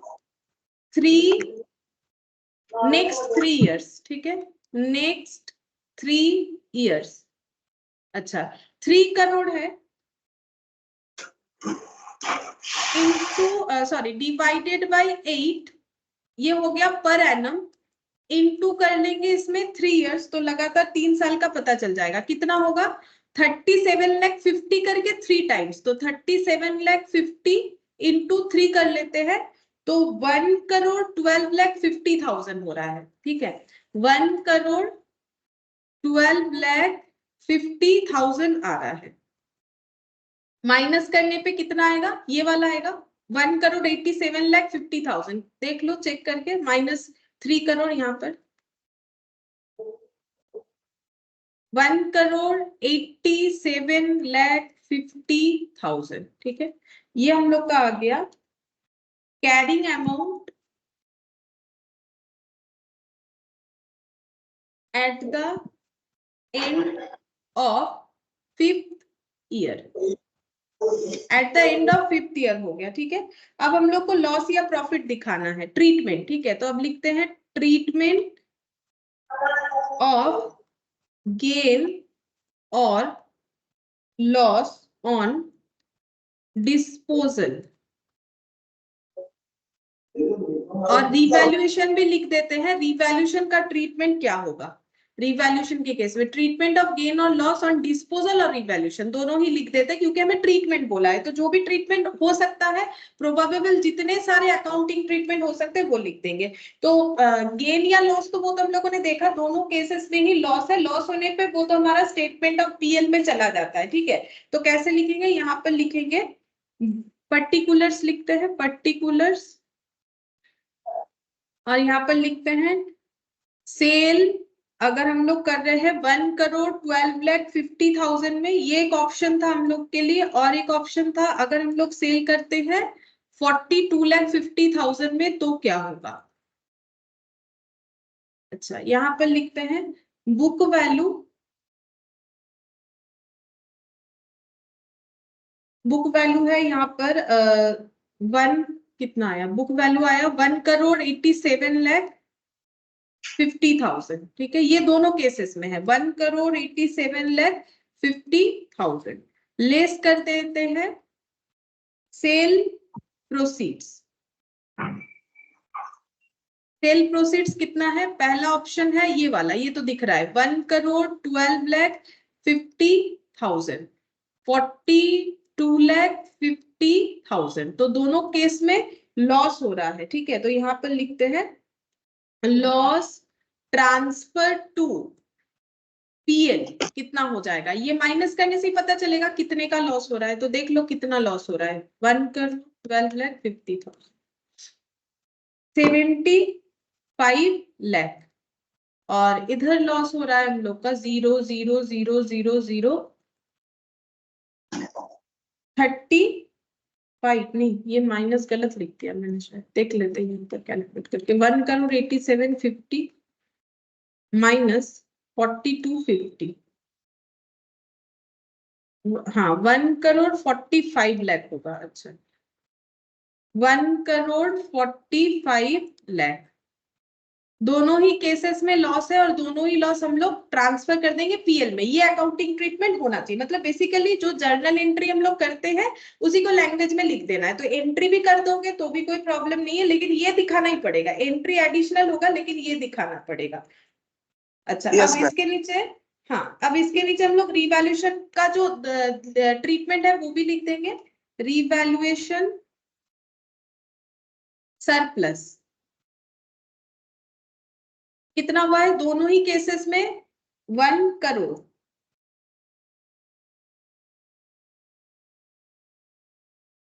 1 करोड़ का रिवैल्यूएशन सरप्लस है, ये कहां पर जाता है, ये हो जाता है ट्रांसफर टू रिटेन्ड अर्निंग, ठीक है, रिटेन्ड अर्निंग।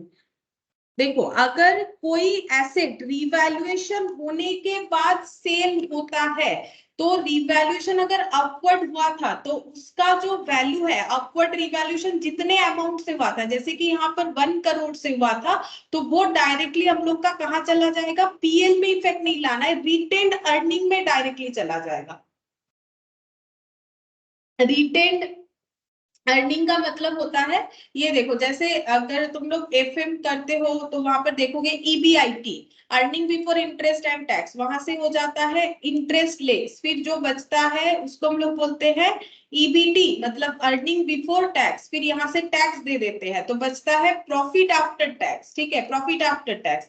और यहाँ से प्रॉफिट आफ्टर टैक्स देने के, प्रॉफिट आफ्टर टैक्स जो है इसे ही हम लोग बोलते हैं amount available for share holder, फिर यहाँ से प्रेफरेंस होल्डर का डिविडेंड जाता है, फिर बचने पे इक्विटी। तो इसी को हम लोग ना नॉर्मली, ये जो पैट आया ना प्रॉफिट आफ्टर टैक्स, इसे हम लोग रिटेन अर्निंग बोलते हैं। तो बिजनेस का जो प्रॉफिट आफ्टर टैक्स है वहां पर ये अमाउंट जाके ऐड हो जाएगा, मतलब वहां ट्रांसफर हो जाएगा, जिसको हम लोग रिटेन अर्निंग बोलते हैं। तो रिटेन अर्निंग में कब जाता है, रिवैल्यूएशन करने से नहीं जाता है, रिवैल्यूएशन होने पे अपवर्ड हुआ तो रिवैल्यूएशन रिजर्व में जाएगा, डाउनवर्ड हुआ तो पीएल में जाएगा। जैसे कि देखो हम दिखाते हैं, अगर तुम लोग भूल गए हो तो हम यहाँ पर दिखाते, देखो हम लोगों ने किया था, हम एक बार ये पॉइंट दिखा देता है तो याद हो जाएगा। ये देखो रिवैल्यूएशन, देखो अपवर्ड रिवैल्यूएशन हुआ तो क्या होगा, ये देखो मैंने 100 का एसेट 110 दिखाया था, तो पीपी बढ़ गया 10 रुपीज से, प्रॉफिट हुआ तो रिवैल्यूएशन रिजर्व में जाएगा, लॉस हुआ तो पीएल में जाएगा। लेकिन ये वाला कौन सा है, ये कौन सा लॉस है, ये रिवैल्यूएशन का लॉस नहीं है, ये रिवैल्यूड एसेट सेल होने के बाद का लॉस है। तो रिवैल्यूड एसेट सेल होने के बाद अगर हमारा प्रॉफिट या लॉस जो भी होगा वो हम लोग का कहाँ जाएगा, रिटेन्ड अर्निंग में जाएगा। तो वही लिखा है मैंने, देखो ये सॉरी लॉस नहीं जाएगा, सॉरी मैंने लॉस बोल दिया बोलते बोलते। रिवैल्यूएशन जो बचा हुआ है, मतलब ये एसेट को रिवैल्यूट किया गया था, तो 1 करोड़ का जो रिवैल्यूएशन है, मतलब दो केसेस में मैंने लिखा है, हुआ तो एक ही बार है, अगर ऐसा होगा तो क्या और ऐसा हुआ तो क्या, दोनों ही केसेस में हमारा जो रिवैल्यूएशन का सरप्लस है वो हमें रिटेन अर्निंग में सेंड कर देना है, ठीक है। जो हम लोगों ने पहले रिवैल्यूएशन रिजर्व में भेजा था, अब रिवैल्यूएशन रिजर्व से रिटेन अर्निंग में जाएगा। रिवैल्यूएशन रिजर्व में क्यों भेजा था, क्योंकि अपवर्ड रिवैल्यूएशन हुआ था, जब ये 1 करोड़ इसमें ऐड हुआ था तब एंट्री ऐसा हुआ होगा, मशीन टू रिवैल्यूएशन रिजर्व बोल के 1 करोड़ 1 करोड़, जब ये रिवैल्यूएशन हुआ उसके बाद उस पर डिप्रिसिएशन लगा 3 इयर्स तक, फिर उसके बाद सेल करने का सोचा गया, तब ये रिवैल्यूएशन रिजर्व कहाँ जाएगा, बोल रहे हैं कि रिवैल्यूएशन रिजर्व जो है वो डेबिट होके ट्रांसफर हो जाएगा हम लोग का रिटेन्ड अर्निंग में, to retained earning, retained earning में ये रिजर्व का अमाउंट हम लोग का ट्रांसफर हो जाएगा, ठीक है। इस पे आगे और भी क्वेश्चन मिलेगा, ये पॉइंट लेकिन तुम लोग को याद रखना है, ठीक है, यहाँ पर मैंने करवाया हुआ है पीछे, तो ये पॉइंट भी याद रखना है कि अगर हम लोग का एसेट सेल हो जाता है, रिवैल्यूड एसेट, और अपवर्ड रिवैल्यूएशन हुआ था, तो अपवर्ड रिवैल्यूएशन का जो प्रॉफिट है जो रिवैल्यूएशन रिजर्व में था वो अब ट्रांसफर हो जाएगा हम लोग का रिटेन्ड अर्निंग में। बस इसका प्रेजेंटेशन हो गया हम लोग का कि क्या ट्रीटमेंट होना चाहिए, और इसमें कुछ नहीं करना पड़ेगा। अच्छा, फिर नेक्स्ट देखो क्वेश्चन नंबर 16, ठीक है, ये क्वेश्चन लेकिन थोड़ा बड़ा भी है और इसमें बहुत सारा पॉइंट है, तो ध्यान से सुनो नहीं तो नहीं समझ में आएगा। बोल रहा है कि अक्षर limited installed a new plant not a qualifying asset, अब देखो यहाँ पर बता दिया है, तो अगर बता रहा है कि नॉट ए क्वालिफाइंग एसेट, मतलब अगर कोई बोरोइंग कॉस्ट होगा तो वो हमारे प्लांट के कॉस्ट में ऐड नहीं होगा, ठीक है। जब क्लियरली बता दिया है तो कोई कंफ्यूजन नहीं है, नहीं भी बताता है कुछ तो एज्यूम्ड की क्वालिफाइंग एसेट नहीं है। बोल रहा है at its production facility and इनकट the following cost, क्या क्या कॉस्ट इनकट किया, कॉस्ट ऑफ प्लांट इनवॉइस के अकॉर्डिंग, मतलब परचेज प्राइस जो बना इनका, initial delivery and handling cost, cost of site preparation, consultant fee for advice on acquisition of plant. तो देखो पहला जो क्वेश्चन किया था सेम वैसा ही है, तो अगर हमें प्लांट का कॉस्ट निकालना है तो ये ऐड होगा, ये भी ऐड होगा, ये भी ऐड होगा, क्योंकि डिलीवरी किए बिना क्या हम लोग सप्लाई पे वहीं पर थोड़ी ना प्रोडक्शन स्टार्ट कर देंगे? हमारे जहां पर गोडाउन है, जैसे ये तो गोडाउन वाला माल है नहीं, ये फैक्ट्री में लगेगा, मशीन है, तो जब तक हमारे साइट तक नहीं पहुंच जाता है तो इसको पहुंचाने के लिए डिलीवरी चार्जेस लगेगा, साइट प्रिपरेशन का खर्चा लगा है, खरीदने के पहले कंसल्टेंसी किया है, तो ये सभी कॉस्ट हमारे प्लांट के कॉस्ट में कैपिटलाइज्ड होना चाहिए। अच्छा, interest charge paid to supplier against deferred credit, ये नहीं आएगा क्योंकि यहाँ पर पहले ही बता दिया है नॉट ए क्वालिफाइंग एसेट, और अगर क्वालिफाइंग एसेट नहीं भी बताता तो assume to be not a qualifying asset, और क्वालिफाइंग एसेट अगर नहीं होता है तो इंटरेस्ट अगर हम लोग पे कर रहे हैं डीले पेमेंट के लिए या डेफर्ड क्रेडिट बोलते हैं जिसे, वो हमारा यहाँ नहीं आता है।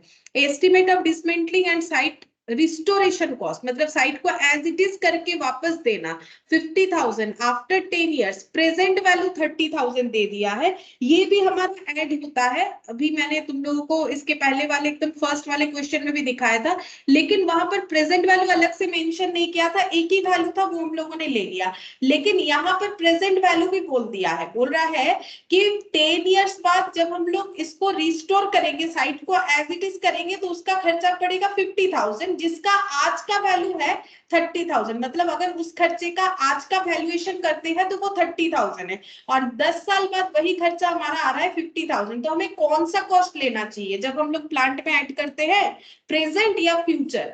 बोलो। Ma'am present value.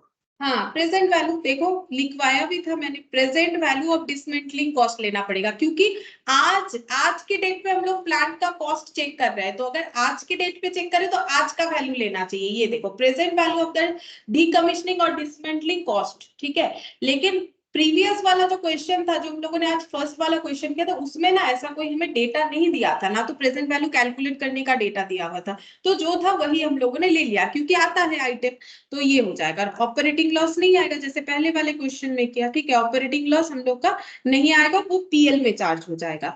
फिर यहाँ पर बहुत सारा चीज बोला है, ये पढ़ेंगे, ये 2 पॉइंट भी पढ़ेंगे, देखते हैं करने क्या बोला है।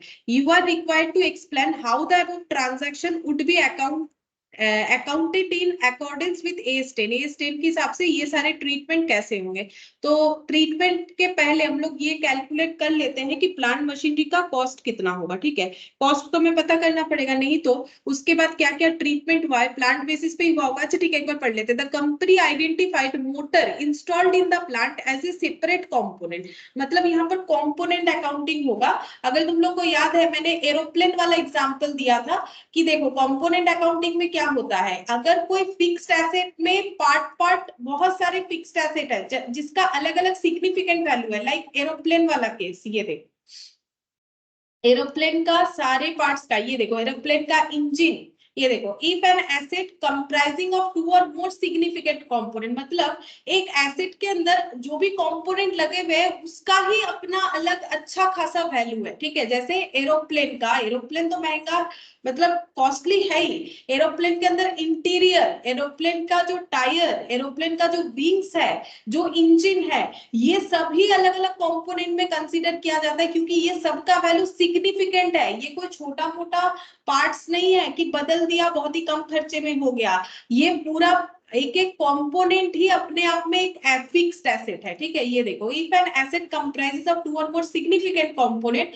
With substantially different life, useful life, जैसे इंजन का मैंने एग्जांपल दिया था, मान लो कि एरोप्लेन का इंजन 3 इयर्स लाइफ है, इंटीरियर का 5 इयर्स, विंग्स का 2 इयर्स, टायर्स का 1 ईयर, मतलब 5 इयर्स बाद बदलाना पड़ता है, 1 ईयर बाद, 2 इयर्स बाद, ठीक है। तो बोल रहा है यहाँ पर यूसेज और flow of economic benefits, then each component should be recognised and depreciate separately over its individual useful life. बोला है कि अगर किसी एक एसेट के अंदर ऐसे कंपोनेंट लगे हुए हैं जो कि काफी सिग्निफिकेंट है, जिसका अलग अलग यूजफुल लाइफ है, ठीक है, और उसका यूज और उससे मिलता हुआ इकोनॉमिक बेनिफिट भी अलग से हम लोग आइडेंटिफाई कर पा रहे हैं, तो सारे कंपोनेंट को अलग फिक्स्ड एसेट ट्रीट करके सबका अलग अलग डिप्रिशिएशन चार्ज करना चाहिए। मतलब प्लेन के केस में इंटीरियर का अलग होगा, मेरे एग्जांपल के अकॉर्डिंग टायर का अलग डिप्रिशिएशन चार्ज होगा, इंजन का अलग होगा, विंग्स का अलग होगा, ठीक है, इस तरीके से अलग अलग डिप्रिशिएशन चार्ज करना पड़ेगा।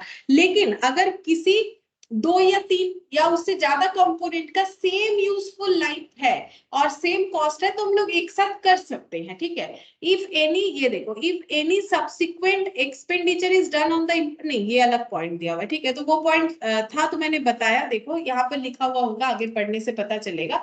अगर सेम यूजफुल लाइफ है, कॉस्ट है, तो हम लोग एक ही बार में ऐड करके डेप्रिसिएशन निकाल सकते हैं। बाकी अगर कंपोनेंट सिग्निफिकेंट है, इसका मेन पॉइंट ये है, तो हर एक कंपोनेंट को अलग जो है फिक्स्ड एसेट ट्रीट करके, एक एक पीपी के तरह ट्रीट करके हमें डेप्रिसिएशन चार्ज करना पड़ेगा। अब यहाँ पर ये पॉइंट मैंने इसीलिए बोला क्योंकि ये क्वेश्चन उसी पे बेस्ड है। कंपनी के पास जो मतलब प्लांट है ना, उसके अंदर एक मोटर लगा हुआ है, ठीक है। ये प्लांट है, इसके अंदर एक मोटर लगा हुआ है, ठीक है। ये मोटर जो है वो सेपरेट कंपोनेंट है, मतलब ये खुद ही, इसका एक डेप्रिसिएशन हमें अलग से चार्ज करना पड़ेगा और ये प्लांट का अलग से करना पड़ेगा, क्योंकि बोला है सेपरेट कंपोनेंट इसे ट्रीट कर रहे हैं, मतलब सिग्निफिकेंट पार्ट्स है। मतलब ये खुद एक पीपीई है और ये प्लांट बाकी खुद एक पीपीई है। अब बोल रहा है जिसका कॉस्ट है 5 लाख, बोल रहा है ये मोटर का कॉस्ट ना 5 लाख है।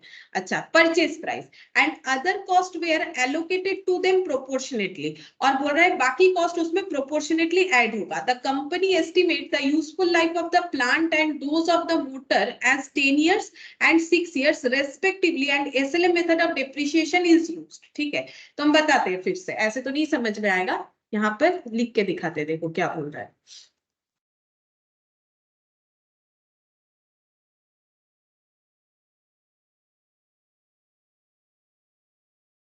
यहाँ पर क्वेश्चन 16, ठीक है। अच्छा, सबसे पहले अकाउंटिंग ट्रीटमेंट हमें क्या करना पड़ेगा, हमें बोला यहाँ पर अलग अलग अकाउंटिंग ट्रीटमेंट करने के लिए। तो देखो हमें पहले ये पता करना पड़ेगा, जब भी हम लोग कोई पीपी परचेस करते हैं तो हम लोग को पहले उसे क्या करना पड़ेगा, अपने बुक्स ऑफ अकाउंट्स में रिकॉग्नाइज, जैसे पीपी परचेस करने से एंट्री क्या होता है, PP account debit to cash या बैंक, तो उसके लिए पीपी का कॉस्ट चाहिए। तो सबसे पहला ट्रीटमेंट है कि हम लोग पहले ये पता करेंगे कि प्लांट का कॉस्ट कितना है, ठीक है। तो यहाँ पर लिखते हैं कि प्लांट का कॉस्ट हम लोग का कितना होगा, तो यहाँ ऐसे लिख देते हैं परचेज प्राइस, ठीक है। परचेज प्राइस है यहाँ पर 30 लाख, प्लांट का purchase price of plant 30 lakh, ठीक है। लेकिन देखो इसमें इसी प्लांट के अंदर मोटर भी इंस्टॉल्ड है जिसका प्राइस है हम लोग का 5 लाख, परचेज प्राइस बोला है, ठीक है। तो इसका मतलब परचेज प्राइस ऑफ प्लांट, और यहाँ पर अगर हम लोग लिख देते हैं, यहाँ अगर हेडिंग कर देते हैं प्लांट और एक साइड अगर मोटर, क्योंकि ये दोनों को मुझे अलग अलग फिक्स्ड एसेट मानना है, तो अगर हम ऐसे लिख देते हैं, यहाँ प्लांट लिख दिया, यहाँ मोटर लिख दिया, ठीक है। तो परचेज प्राइस प्लांट का कितना लिखेंगे, मोटर का कितना लिखेंगे, क्या बता सकते हो। टोटल बोला है 30 लाख, लेकिन इसे प्लांट के अंदर वो मोटर लगा हुआ है जिसका कॉस्ट 5 लाख है, परचेज प्राइस। तो प्लांट का कॉस्ट और मोटर का कॉस्ट कितना कितना लिखे, परचेज प्राइस कितना लिखे। मैम मोटर का तो 5 लाख लिखेंगे जो कि दिया हुआ है, हाँ, और प्लांट का अगर 30 लाख है जिसमें मोटर इंक्लूड है तो मोटर का प्राइस को एक्सक्लूड कर देंगे, माइनस करके जो बचेगा 25 लाख लिख देंगे। 25 लाख, हाँ ऐसे लिख लेते हैं, ठीक है। परचेज प्राइस हो गया, टोटल 30 लाख था। देखो हमें बोला था प्लांट, लेकिन प्लांट के अंदर ही मोटर लगा हुआ है, मतलब प्लांट जब ले रहे हैं उसके साथ मोटर तो ऑटोमेटिक आ रहा है, लेकिन हमें बता दिया इसका सिग्निफिकेंट कॉस्ट है, ये काफी महंगा मोटर है, ठीक है। इसको अलग पीपी की तरह ट्रीट करना है, ये ही 5 लाख का है, तो बाकी प्लांट का वैल्यू 25 लाख बच रहा है, ठीक है। अच्छा, अब नेक्स्ट हम लोग कौन सा कॉस्ट ऐड करेंगे, नेक्स्ट हमें बोला है initial delivery and handling cost. अब देखो यहाँ पर क्या होगा, यहाँ पर हमें बोला है other cost allocated to them proportionately. अच्छा, अदर कॉस्ट का मतलब है ये सब कॉस्ट, देखो अदर कॉस्ट का मतलब है हम लोग का ये सारा कॉस्ट, जैसे कि initial delivery cost, site preparation cost, consultancy fees, जो भी प्लांट के कॉस्ट में आएगा, ये सारे कॉस्ट प्रोपोर्शनेटली हमारा यहाँ पर भी लगना चाहिए, ठीक है। क्योंकि जब हम लोग मोटर का कॉस्ट निकालेंगे, क्योंकि ये भी खुद अपने आप में एक पीपी है, तो बाकी कॉस्ट इसमें भी हमारा अलग से ऐड होना चाहिए, ठीक है। तो कौन कौन सा कॉस्ट ऐड होगा हम यहाँ पर लिखते हैं, initial delivery and handling cost, ठीक है। अब प्रोपोर्शनेट कैसे होगा वो भी हम बताते हैं, पहले हम नाम लिख लेते हैं जो भी खर्चा हम लोग का ऐड होना चाहिए, ये वाला थोड़ा जगह रख के लिखो, ठीक है, मतलब यहाँ पर, ताकि कैलकुलेशन दिखा पाए। फिर है cost of site preparation, cost of site preparation.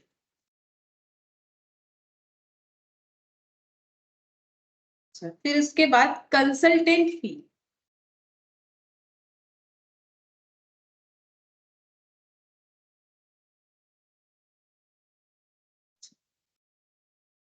Interest तो नहीं आएगा। Estimated dismantling and site restoration cost, estimated dismantling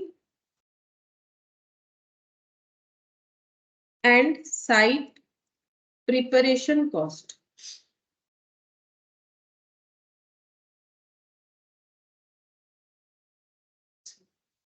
operating losses, और ये वाला तो आएगा नहीं, इंटरेस्ट वाला। अच्छा, अब प्रोपोर्शनेटली कैसे चार्ज करेंगे, कैसे पता चलेगा? तो देखो, टोटल प्लान तो था हम लोग का 30 लाख का, ठीक है, जिसमें से मोटर है 5 लाख का। मतलब इसका अगर हम लोग पार्ट वाइज देखें, कितना पोर्शन प्लांट है और कितना मोटर है, कैसे निकालेंगे? मैम दोनों को आपस में डिवाइड कर देंगे तो 5:1 का रेशियो हो गया। हाँ, 5:1 कर सकते हो, 25:5, यानी 5:1 का रेशियो कर सकते हो, ठीक है। तो इसका मतलब प्लांट का वैल्यू हो जाएगा 5/6, मतलब प्लांट में हम लोग दिखाएंगे 5/6 का वैल्यू और मोटर में हम लोग दिखाएंगे 1/6 का वैल्यू, ठीक है। अब जो डिलीवरी और हैंडलिंग चार्जेस है वो है हम लोग का 1 लाख। अब 1 लाख जो है यहाँ पर लिखते हैं ऐसे करके, 1 लाख को हमें 5/6 और 1/6 में डिस्ट्रीब्यूट करना पड़ेगा। अमाउंट थोड़ा जो है पॉइंट पॉइंट के साथ आने वाला है, तो ठीक से देख के हमें करना पड़ेगा। तो ये आ रहा है मेरा 16,666, यहाँ पर ये वाला आ रहा है 16,667 कर देते हैं इंटू 5, ये इधर वाला हो जाएगा। ये हो गया 83,333, 83,333 ये हो गया, ठीक है। अच्छा, अब नेक्स्ट देखते हैं cost of site preparation 2 lakh, ये था 2 लाख, ठीक है। अब 2 लाख का यहाँ पर देखते हैं, 2 लाख डिवाइडेड बाई 6, ये हो गया 33,333, 33,333 इंटू 5, 1,66,667, 1,66,667, ठीक है। अच्छा, कंसल्टेंट का फी ये था 50,000, इसको भी सेम तरीके से करना है, 50,000 डिवाइडेड बाई 6, 8333, 8333 इंटू 5, 41,667, 41,667। अच्छा, अब डिसमेंटलिंग कॉस्ट ये बोला था, प्रेजेंट वैल्यू वाला लेना पड़ेगा, मतलब 30,000, ठीक है। 30,000 का डिस्ट्रीब्यूशन होगा, 30,000 डिवाइडेड बाई 6, 5,000, और 5,000 इंटू 5 मतलब 25,000। अब ऐड करने से दोनों का कॉस्ट हमें पता चल जाएगा। तो 25 lakh plus 83,333 plus 1,66,667 plus 41,667 plus 25,000, 28,12,000, 21,000, 28,21,000। गलत हो गया क्या कैलकुलेशन?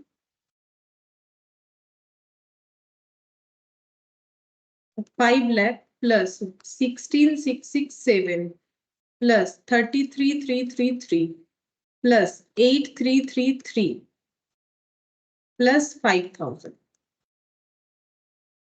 5 लाख नहीं, ये तो सही आया, 5,63,333, ये आंसर सही आया। इसमें क्या गलत हो गया?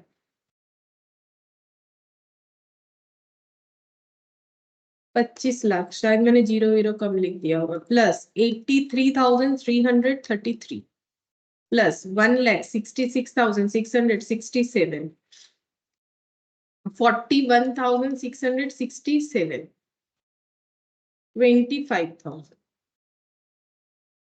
अब ठीक है 28,16,000, तब मेरा कुछ 12 आ रहा था, 28,16,667, और ये दोनों ऐड करने से हम लोग का ये सारा टोटल करने से जितना आएगा उतना आना चाहिए। तो ये देखो +5,6,3,3,3,3, ठीक है, ये आ गया 33,80,000। अब 33,80,000 कैसे आया होगा, ये देखो सिंपल, 30,00,000 + 1,00,000 + 2,00,000 + 50,000, मतलब ये हो गया 33,50,000, ठीक है, 33,50,000, और नीचे एक ही कॉस्ट आने वाला था हम लोगों का 30,000, ठीक है। अगर हम लोग टोटल करते तो हम लोग का कितना आता, ये 30,00,000, ये 1,00,000, और ये वाला 2,00,000, और ये 50,000 के मतलब 1000, और एक 30,000, तो टोटल कितना आता 33,80,000, ठीक है। अगर तुम लोग इसका डायरेक्टली भी कर लेते ना 5/6 और 1/6 तो आंसर आ जाता, लेकिन हम प्रोपोर्शनेट बताने के लिए इस तरीके से कि ऐसे भी कर सकते हो, इसमें जल्दी होगा, ठीक है, फिर भी मैंने अलग अलग दिखा दिया। 5,63,000, ये हम लोग का आ रहा है 5,63,333, ये वाला 5,63,333, यही हम लोग का देखो जो कंपोनेंट है मोटर ना क्या है उसका वैल्यू आया है 5,63,000। अब इंटू इसमें 5 कर लो, ये वाला वैल्यू आ जाएगा, ये देखो 28,16,667, 28,16,667, ये इस तरीके से भी हो जाएगा, ठीक है, ऐसे करके करोगे तो भी हो जाएगा, अलग अलग नहीं भी करने से चलेगा। तो मैंने ऐसे बता दिया, तुम लोग यहाँ पर थोड़ा स्पेस रख लो, ऐसे भी कर सकते हो, लेकिन ये थोड़ा टाइम टेकिंग हो गया मेरे हिसाब से। तो एक काम कर सकते हो, टोटल लिख के फिर उसका 16 और 26 सॉरी 16 और 56 कर लोगे तो उसमें टाइम बच जाएगा, ठीक है, ऐसा नहीं भी करोगे तो भी चलेगा, अभी कर लिए हैं तो रहने दो। अच्छा, फिर यहाँ पर क्या बोला है, कंपनी ने मोटर खरीदा, ठीक है, प्लांट खरीदा, उसमें मोटर लगा हुआ था जो कि एक सिग्निफिकेंट कंपोनेंट था। फिर कंपनी ने यूजफुल लाइफ डिसाइड किया है प्लांट का 10 इयर्स और मोटर का जो है 6 इयर्स। देखो लिखा हुआ है company estimate the useful life of plant and those of motor 10 years और 6 इयर्स, और एसएलएम मेथड में डेप्रिसिएशन चार्ज करना है, ठीक है। तो यहाँ पर लिखते हैं, इसके नीचे लिखते हैं एस्टिमेटेड यूजफुल लाइफ, इसका माना गया है 10 इयर्स, ठीक है, और इसका माना है इन्होंने 6 इयर्स, ठीक है।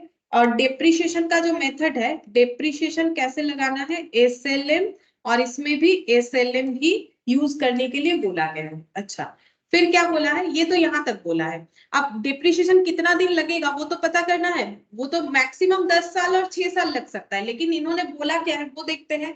At the end of 4th year, ये देखो 4th ईयर के एंड पे कुछ हुआ है, the company replaces the motor installed in the plant at A cost of 6 lakh. Company बोल रही है 4 साल बाद की प्लांट में जो मोटर लगा हुआ है उसको हम लोग करना चाहते हैं चेंज, ठीक है, मतलब उसको हम लोग निकाल के दूसरा लगाना चाहते हैं जिसका कॉस्ट है 6 lakh, and estimated useful life of the new motor 5 years, और जो नया मोटर लग रहा है उसका जो लाइफ है वो 5 साल है। Also, the company revalued its entire class of fixed asset at the end of 4th year. 4th year के end में कंपनी सारे फिक्स्ड एसेट, एंटायर क्लास, मतलब इस क्लास ऑफ फिक्स्ड एसेट्स को पूरा का पूरा रिवैल्यू करना भी चाहती है। मतलब 4th ईयर के एंड में एक तो रिवैल्यूएशन होगा पूरे के पूरे प्लांट का इंक्लूडिंग द मोटर, क्योंकि यहाँ पर बोला है क्लास ऑफ फिक्स्ड एसेट को रिवैल्यूड करना चाहती है, और मोटर को, पुराने मोटर को एक्सक्लूड करके नया मोटर लगेगा जो कि 6 लाख का है और जिसका यूजफुल लाइफ 5 इयर्स है। The revalued amount of plant as a whole, पूरा प्लांट मतलब इंक्लूडिंग मोटर, रिवैल्यूएशन करने के बाद वैल्यू आएगा 25 lakh. At the end of year 8 the company decide to retire the plant from active use and also dispose the plant as a whole for 6 lakh. और 8th year के end में company ने decide किया कि प्लांट को अब हम लोग डिस्कार्ड कर देंगे और बोल रहा है कि उसे हम लोग बेच देंगे 6 लाख में। तो अकाउंटिंग ट्रीटमेंट क्या होना चाहिए, तो देखो ये तो हम लोगों ने रिकॉग्नाइज कर लिया। हम लोग अपने एसेट को कैसे रिकॉग्नाइज कर सकते हैं, बुक्स में प्लांट को इतने से रिकॉर्ड कर सकते हैं, मोटर को इतने से रिकॉर्ड कर सकते हैं।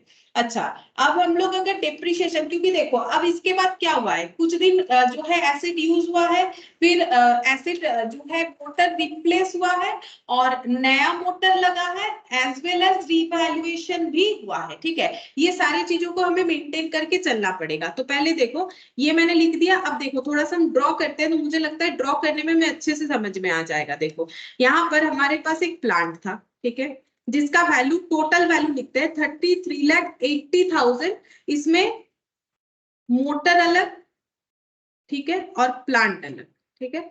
तो मोटर का वैल्यू हम लोग का निकल के आया है यहाँ पर 5,63,333 और प्लांट का वैल्यू 28,16,666 या फिर 67 लिखा हुआ है मैंने, 7, ठीक है, 67। ये हम लोगों ने कैलकुलेट कर लिया। इसका एस्टिमेटेड यूजफुल लाइफ 6 इयर्स, इसका एस्टिमेटेड यूजफुल लाइफ 10 इयर्स। अच्छा, अब 4 साल के एंड में कुछ चेंजेस हुआ है, तो 4 साल तक ये ऐसे ही यूज हुआ, तो 4 साल तक हमें निकालना पड़ेगा इसका डिप्रिशिएशन, क्योंकि ट्रीटमेंट कैसा होगा, खरीद लिया तो ये कैलकुलेट करके मोटर और प्लांट को रिकॉग्नाइज्ड कर लिया होगा हम लोगों ने अपने बुक्स ऑफ अकाउंट्स में। अब 4 ईयर यूज हुआ तो इस पे डिप्रिशिएशन भी लगेगा, तो हम लोगों को डिप्रिशिएशन कैलकुलेट करना पड़ेगा, ठीक है।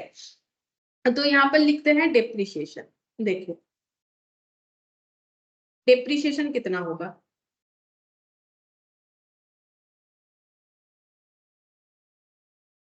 इस पे डेप्रिशिएशन हो जाएगा, यहां पर कैलकुलेट करके दिखाएं।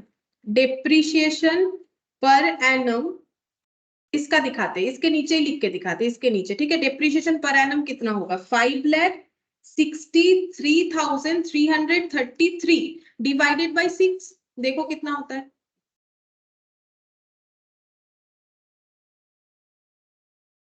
93,800 93,888 93,088 9 लाख होगा क्या, एक सेकेंड, 5,63,333, इतना अजीब अमाउंट है, 5,63,333 डिवाइडेड बाय 6, 93,888 ठीक है, 93,888 ये हो गया डेप्रिशिएशन पर एनम। और कितना साल डेप्रिशिएशन लगेगा, सेम इस तरीके से 4 इयर्स, ठीक है। तो फॉर 4 इयर्स कितना हो जाएगा, फॉर 4 इयर्स इंटू 4, 93,888 इंटू 4 कर देते हैं, तो देखते हैं कितना हो रहा है। 4th ईयर का डेप्रिशिएशन हो जाएगा टोटल 3,75,555, 3,75,555, ठीक है। 4th ईयर तक का डेप्रिशिएशन हो गया।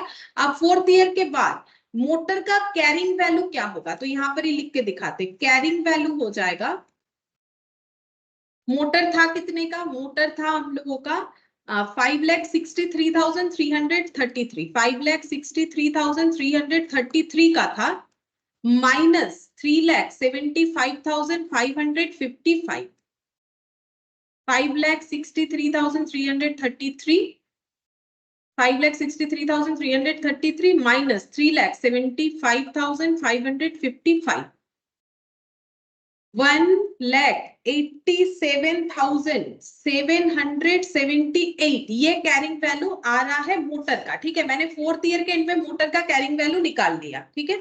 अच्छा, अब हम लोग सेम तरीके से इधर प्लांट वाला भी कर सकते हैं, ठीक है। तो प्लांट का डिप्रिशिएशन पर एनम निकालते हैं। प्लांट का हो जाएगा 28,16,667 डिवाइडेड बाय 10, तो 28,16,667 डिवाइडेड बाय 10, तो डेप्रिशिएशन पर एनम 2,81,666.7 है, मतलब हम इसे 7 कर लेते हैं। और डिप्रिशिएशन फॉर 4 इयर्स कितना हो जाएगा, फॉर 4 इयर्स, 4 इयर्स इंटू 4 करेंगे तो यहाँ पर आ जाएगा 11,26,667, ठीक है। कैरिंग वैल्यू कितना हो जाएगा end of 4th year, carrying value, तो प्लांट था हम लोग का 28,16,667 का, माइनस 11,26,667 माइनस 28,16,667, ये आ रहा है 16,90,000, वो जीरो को हम इग्नोर करते हैं, ठीक है। तो देखो अब मैंने यहाँ पर अलग अलग लिखा नहीं, क्यों, क्योंकि एक तो ऐसा अजीब सा अमाउंट है, इतना बड़ा बड़ा अमाउंट है, अलग अलग करके मैंने लिखा नहीं है। हर साल हम लोग का मोटर का डिप्रिशिएशन इतना करके लगेगा और जो है प्लांट का इतना करके लगेगा, तो यहाँ पर 2-2 डिप्रिशिएशन ऐसे लिखते जाएंगे हम लोग, तो टोटल करने के बाद इसका कैरिंग अमाउंट इतना आएगा, इसका कैरिंग अमाउंट इतना आएगा, ठीक है। ये हम लोग कैलकुलेट कर लिए। अच्छा, अब 4th ईयर के एंड में क्या हुआ है देखो, मतलब हम लोगों ने ये पैरा को कर लिया है कंप्लीट, जैसे इन्होंने बोला था कि डिप्रिसिएशन लगेगा और 4 साल तक लगा, वो इस पैरा से पता चला, क्योंकि 4th ईयर के बाद इन्होंने कुछ चेंजेस कर डाला। क्या किया है, मोटर को रिप्लेस कर दिया है, कितने से, 6 लाख रुपीस का नए मोटर से। ठीक है, तो हम यहाँ पर लिखते हैं 4th ईयर के एंड में क्या हुआ। चलो यहाँ पर 2 स्पेशल केस हुआ। एक तो हुआ न्यू मोटर 6 लाख का लिया गया, ठीक है, जिसका estimated useful life 5 years decide हुआ है। देखो, जिसका estimated useful life 5 years decide हुआ है, और पूरे क्लास ऑफ एसेट को रिवैल्यूड किया गया है 25 लाख में। ठीक है, यहाँ पर और एक चीज हुआ है 4th ईयर के एंड में।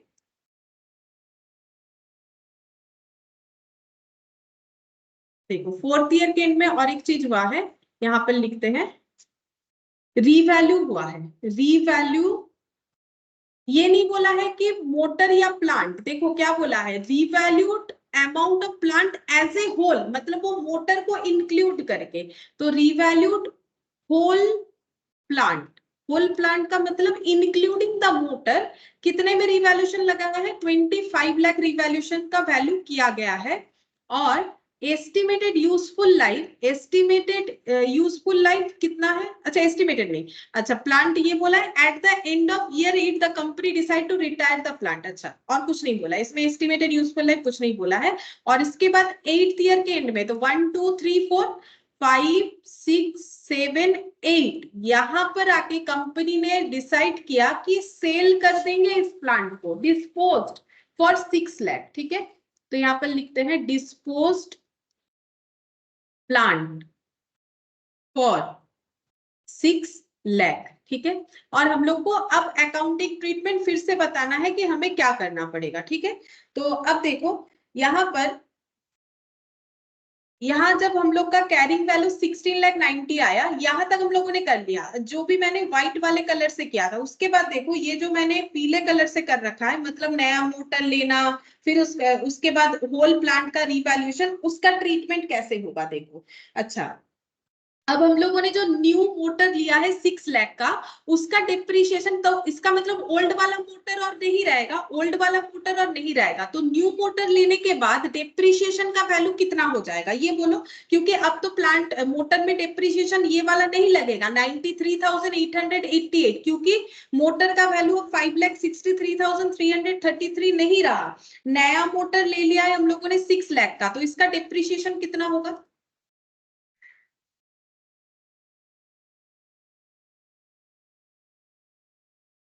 बोलो इसका डिप्रिशिएशन कितना होगा 6 लाख वाले मोटर का।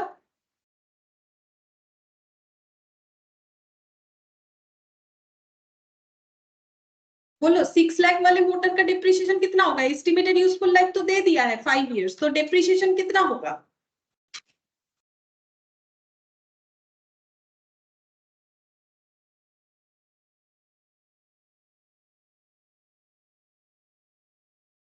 बोलो कितना होगा। मैम ये कितना है यूजफुल लाइफ, 5 इयर्स, ये तो नया वाला मोटर, और उसका वैल्यू कितना है मैम, ये तो 6 लाख।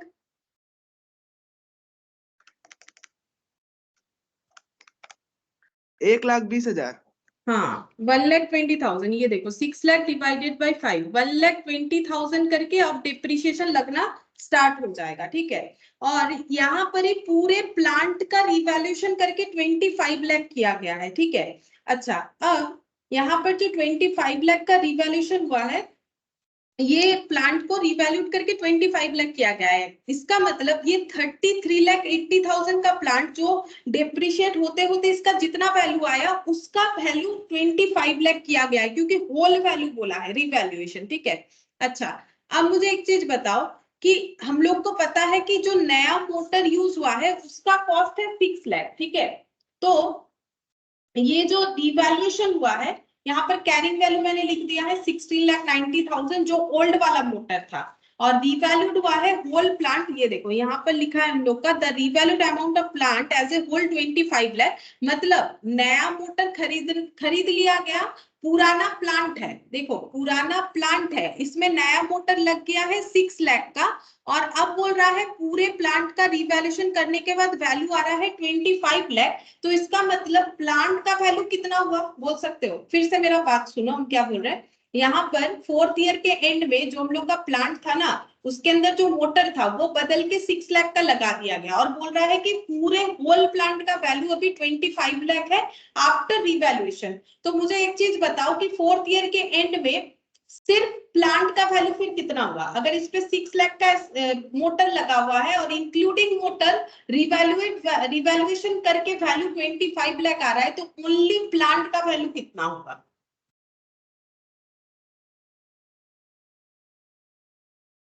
नहीं समझ में आया? देखो यहाँ पर ये मैम, जो, हाँ बोलिए। 20,333। नहीं नहीं, थोड़ा सा गलत हो रहा है, देखो पूरे प्लांट का अभी वैल्यू कितना है 25 लाख रिवैल्यू करके, ठीक है। अच्छा, इस पे एक मोटर लगाया है जो कि 6 लाख का है, ओवरऑल इसका वैल्यू 25 लाख है।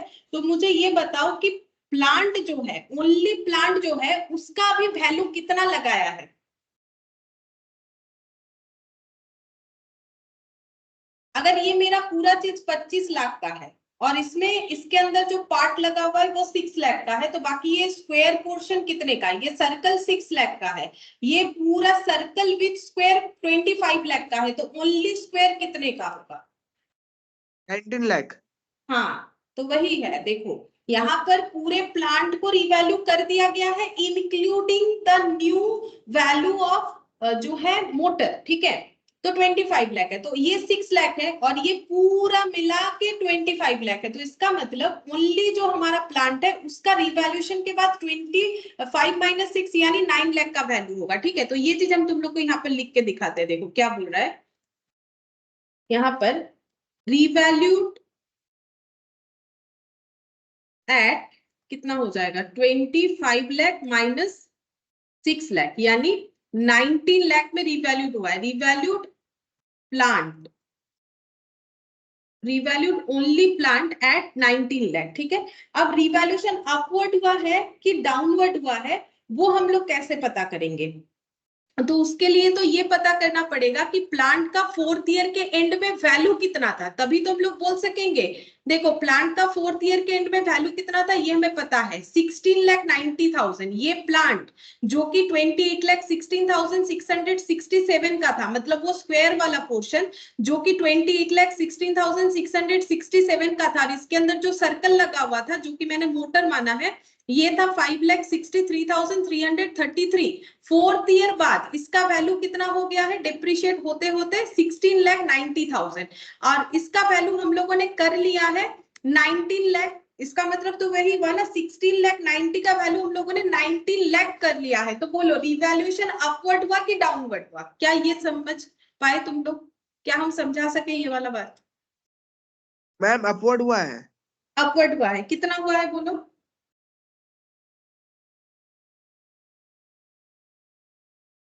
माइनस करने से,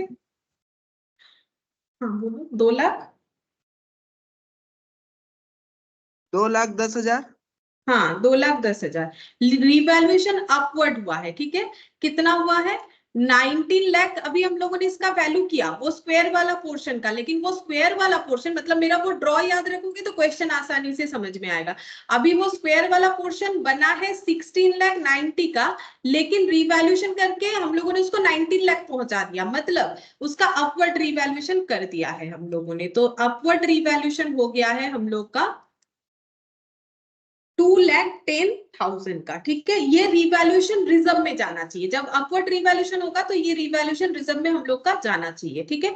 तो ये हम लोग का और एक ट्रीटमेंट निकल के आया कि हम लोग जब रिवैल्यूएशन करके रिवैल्यूएशन में प्रॉफिट हो रहा है तो हम लोग उसे रिवैल्यूएशन रिजर्व में ट्रांसफर कर देंगे। अच्छा, अब जब डेप्रिसिएशन लगना स्टार्ट होगा तो कितना लगेगा प्लांट पे, मतलब वो स्क्वायर वाले पोर्शन पे कितना डेप्रिसिएशन लगेगा बता सकते हो?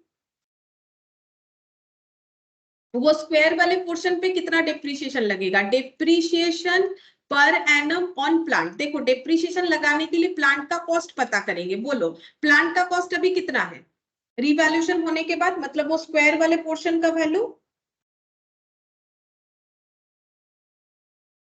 देखो ना अभी तो देखा हम लोग। हाँ बोलो एक बार। 6 लाख।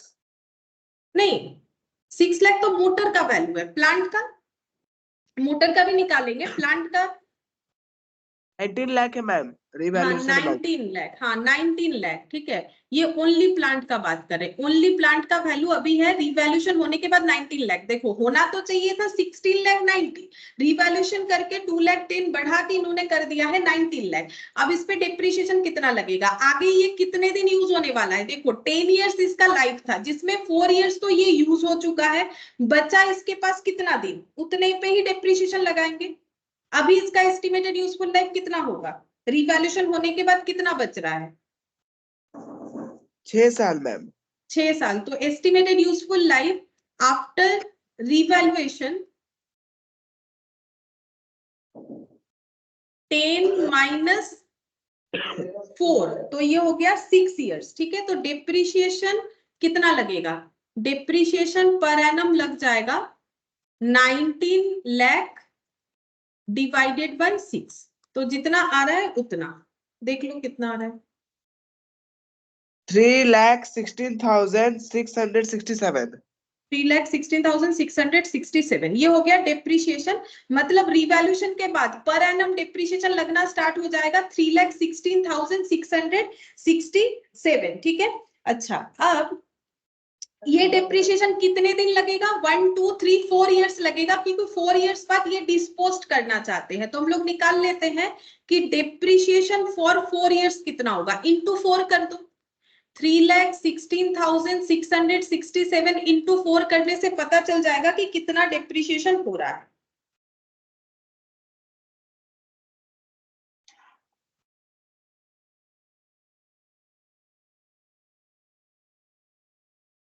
$12,66,668 हो रहा है। ठीक है, ये डिप्रिसिएशन 4 साल का हो गया। अब कैरिंग वैल्यू कितना होगा बताओ, अब कैरिंग वैल्यू कितना होगा प्लांट का, प्लांट का वैल्यू था 19 लाख आफ्टर रिवैल्यूएशन, और रिवैल्यूएशन के बाद लगातार 4 साल डिप्रिसिएशन लग चुका है 12,66,668 का।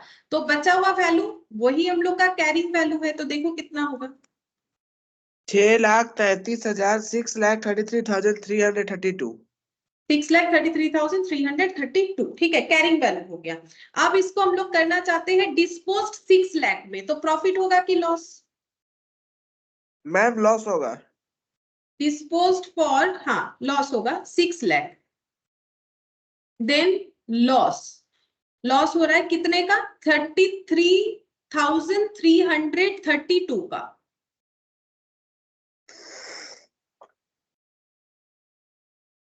33,332 रुपीस का हम लोगों का लॉस हो जाएगा। ठीक है, तो ये हम लोग डिस्पोज करने पे इसको इस तरीके से रिकॉग्नाइज करेंगे, और ये जब डिस्पोज हो जाएगा तो इसका रिवैल्यूएशन का जो यहाँ पर रिजर्व 2,10,000 अपवर्ड रिवैल्यूएशन हुआ था, ये हम लोग का चला जाएगा रिटेन्ड अर्निंग में। ठीक है, ये हम लोग का रिटेन्ड अर्निंग में चला जाएगा डिस्पोज होने के बाद। तो 33,332 का हम लोग का लॉस हो जाएगा। अच्छा, और यहाँ पर ये जो न्यू मोटर है इस पे हम लोग का 1,20,000 करके डिप्रिसिएशन जैसा है वैसा लगता जाएगा। मोटर का भी दिखा देते हैं, मोटर का कैरिंग अमाउंट कितना होगा। तो मोटर का कैरिंग अमाउंट इसके बाद कितना होगा, यहाँ पर ही दिखा देते, बाद में प्रेजेंटेशन करवा देंगे। ये देखो ये वाला, ये यहाँ पर 4 ईयर डिप्रिसिएशन लगेगा, तो इसमें 4 ईयर डिप्रिसिएशन कितना होगा, 1,20,000 इंटू 4, तो कितना हो जाएगा 4,80,000 का डिप्रिसिएशन लगेगा। तो कैरिंग अमाउंट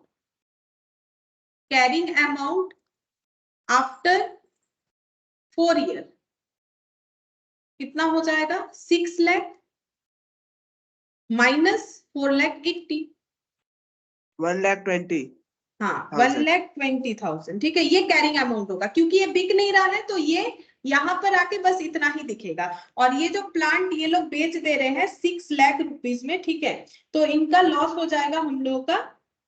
अच्छा हाँ, एक चीज और भी देखना, क्या दोनों चीजें डिस्पोज हो रहा है? मैंने तो सिर्फ प्लांट ही दिखा दिया। At the end of the year the company decide to retire the plant from active use and also dispose of the plant as a whole. अच्छा 6 लाख का सिर्फ प्लांट नहीं, पूरा प्लांट बिका है एज ए होल, मतलब ये और ये दोनों मिलके बिक गया है। तो फिर हम तो सिर्फ इसमें दिखा दिए तो ये नहीं चलेगा, एज ए होल प्लांट बिका है। तो ठीक है, यहाँ तक ठीक है, बस डिस्पोज का मैंने गलत कर दिया है, ठीक है। मतलब अगर ये सिर्फ प्लांट का होता तो ये वैल्यू आता, तो ऐसा नहीं होगा, ठीक है। तो डिस्पोज्ड सारा चीज हो जा रहा है, प्लांट भी हो रहा है, मोटर भी हो रहा है, ठीक है। कैरिंग वैल्यू इतना है। अब डिस्पोज्ड वैल्यू दिखाते हैं, तो देखो कैसे होगा। यहाँ पर लिखते हैं मोटर और यहाँ पर लिख दिया मैंने प्लांट, ठीक है। तो carrying value, carrying value, carrying value motor का हम लोग का आया, अभी कैलकुलेट किया 4,80,000, और कैरिंग वैल्यू प्लांट का आया 6,33,332। अब डिस्पोज्ड हो रहा है पूरा का पूरा, जो मतलब ये square circle as a whole लिख दिया है ना, कितने में डिस्पोज्ड हो रहा है? 6 लाख में, ठीक है। अब 6 लाख में डिस्पोज्ड हो रहा है, 6 लाख का वैल्यू ये दोनों में हमें डिस्ट्रीब्यूट करना है। कैसे करके करेंगे? कैरिंग वैल्यू के रेशियो में करना पड़ेगा। क्यों? क्योंकि बीच में काफी सारा चेंजेस हुआ है, तो हम लोग ये 5,6 और 1,6 नहीं कर सकते, क्योंकि 5,6,1,6 इनिशियली जो कॉस्ट था उसके अकॉर्डिंग था 25 और 5 लाख, लेकिन इसके बाद तो ये 6 लाख हो गया, क्योंकि इतने सारे चेंजेस हो गए हैं।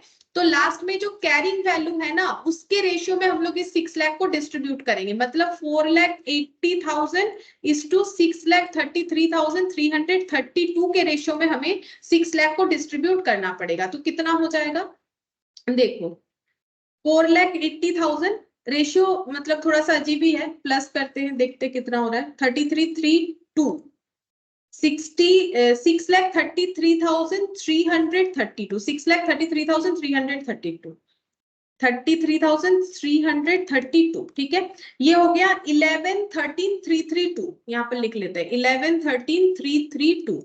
अच्छा तो कैसे हो जाएगा रेशियो? 6 लाख, ये 6 लाख को डिस्ट्रीब्यूट करना है, तो 6 लाख इंटू 4,80,000 डिवाइडेड बाई 11,13,332, ठीक है। तो ये जितना आ रहा है 2, ये तो कुछ गलत ही आ गया लग रहा है, एक सेकंड देख लेते हैं। ये हम लोग का 6 लाख है, 1 लाख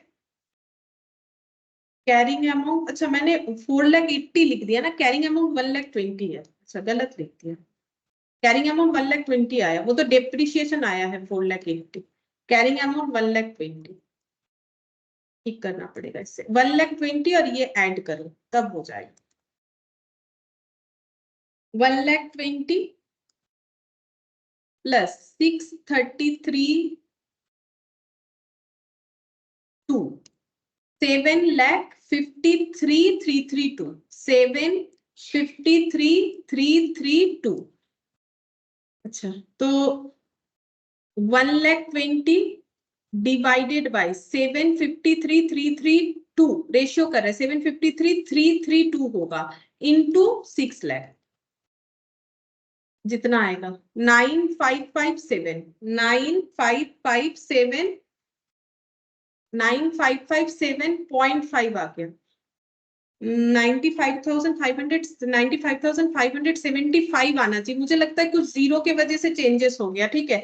तो रेशियो इस तरीके से होगा, एक बार तुम लोग देख लो ना, 95,575 होगा और माइनस 6 लाख कर दो, 6 लाख माइनस 95,575 504425 होगा, ठीक है 504425। और जो लॉस हो रहा है वो माइनस करने से पता चल जाएगा, लॉस कहां पर ट्रांसफर होगा, ट्रांसफर टू पीएल हो जाएगा, माइनस करने से पता चल जाएगा 633,332 दोनों केस में ही लॉस हो रहा है 128,907 और 1,20,000 माइनस 95,575 तो ये हो गया 24,425, ठीक है, 24,425 होगा। ये ना मेरा कुछ जीरो कम आ गया, इसीलिए 5,075 की जगह मेरा 9,557 आ रहा है। तो शायद मैंने 1,20,000 या फिर जीरो कुछ लेने में मैंने इधर उधर कर दिया, इस वजह से वैल्यू ये वाला आएगा, ठीक है। तो क्वेश्चन ऐसे होगा, बट प्रेजेंटेशन हुआ नहीं तो तुम लोग प्रेजेंटेशन अपने हिसाब से ऐसे लिख के कर सकते हो। तो ये इनिशियल रिकॉग्नाइज मैंने कर दिया, उसके बाद जो चेंजेस हुआ उसके अकॉर्डिंग क्या क्या सिचुएशन हो रहा है वो मैंने बताया कि कैसे करके होगा, ठीक है। तुम लोग अपने हिसाब से प्रेजेंटेशन कर सकते हो, कैसे करना है। लॉस वाला प्रेजेंटेशन ऐसे लिख के कर दोगे कि ट्रीटमेंट ऑफ लॉस और गेन, ठीक है। और सेकेंड टाइम जो चेंजेस हो रहा है उसके लिए भी एक जो है रिवैल्यूएशन, कैलकुलेशन ऑफ रिवैल्यूएशन बोल के लिख के कर सकते हो। तो ट्राई करके देख सकते हो, अगर नहीं होगा तो नेक्स्ट दिन हम इसका प्रेजेंटेशन लिखवा देंगे कैसा होगा। बस क्वेश्चन एक बार समझ में अगर आ गया है तो प्रेजेंटेशन तो हो ही जाएगा।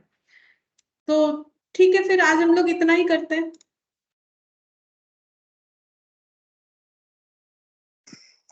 Okay ma'am. ठीक है, बाय मैम। बाय।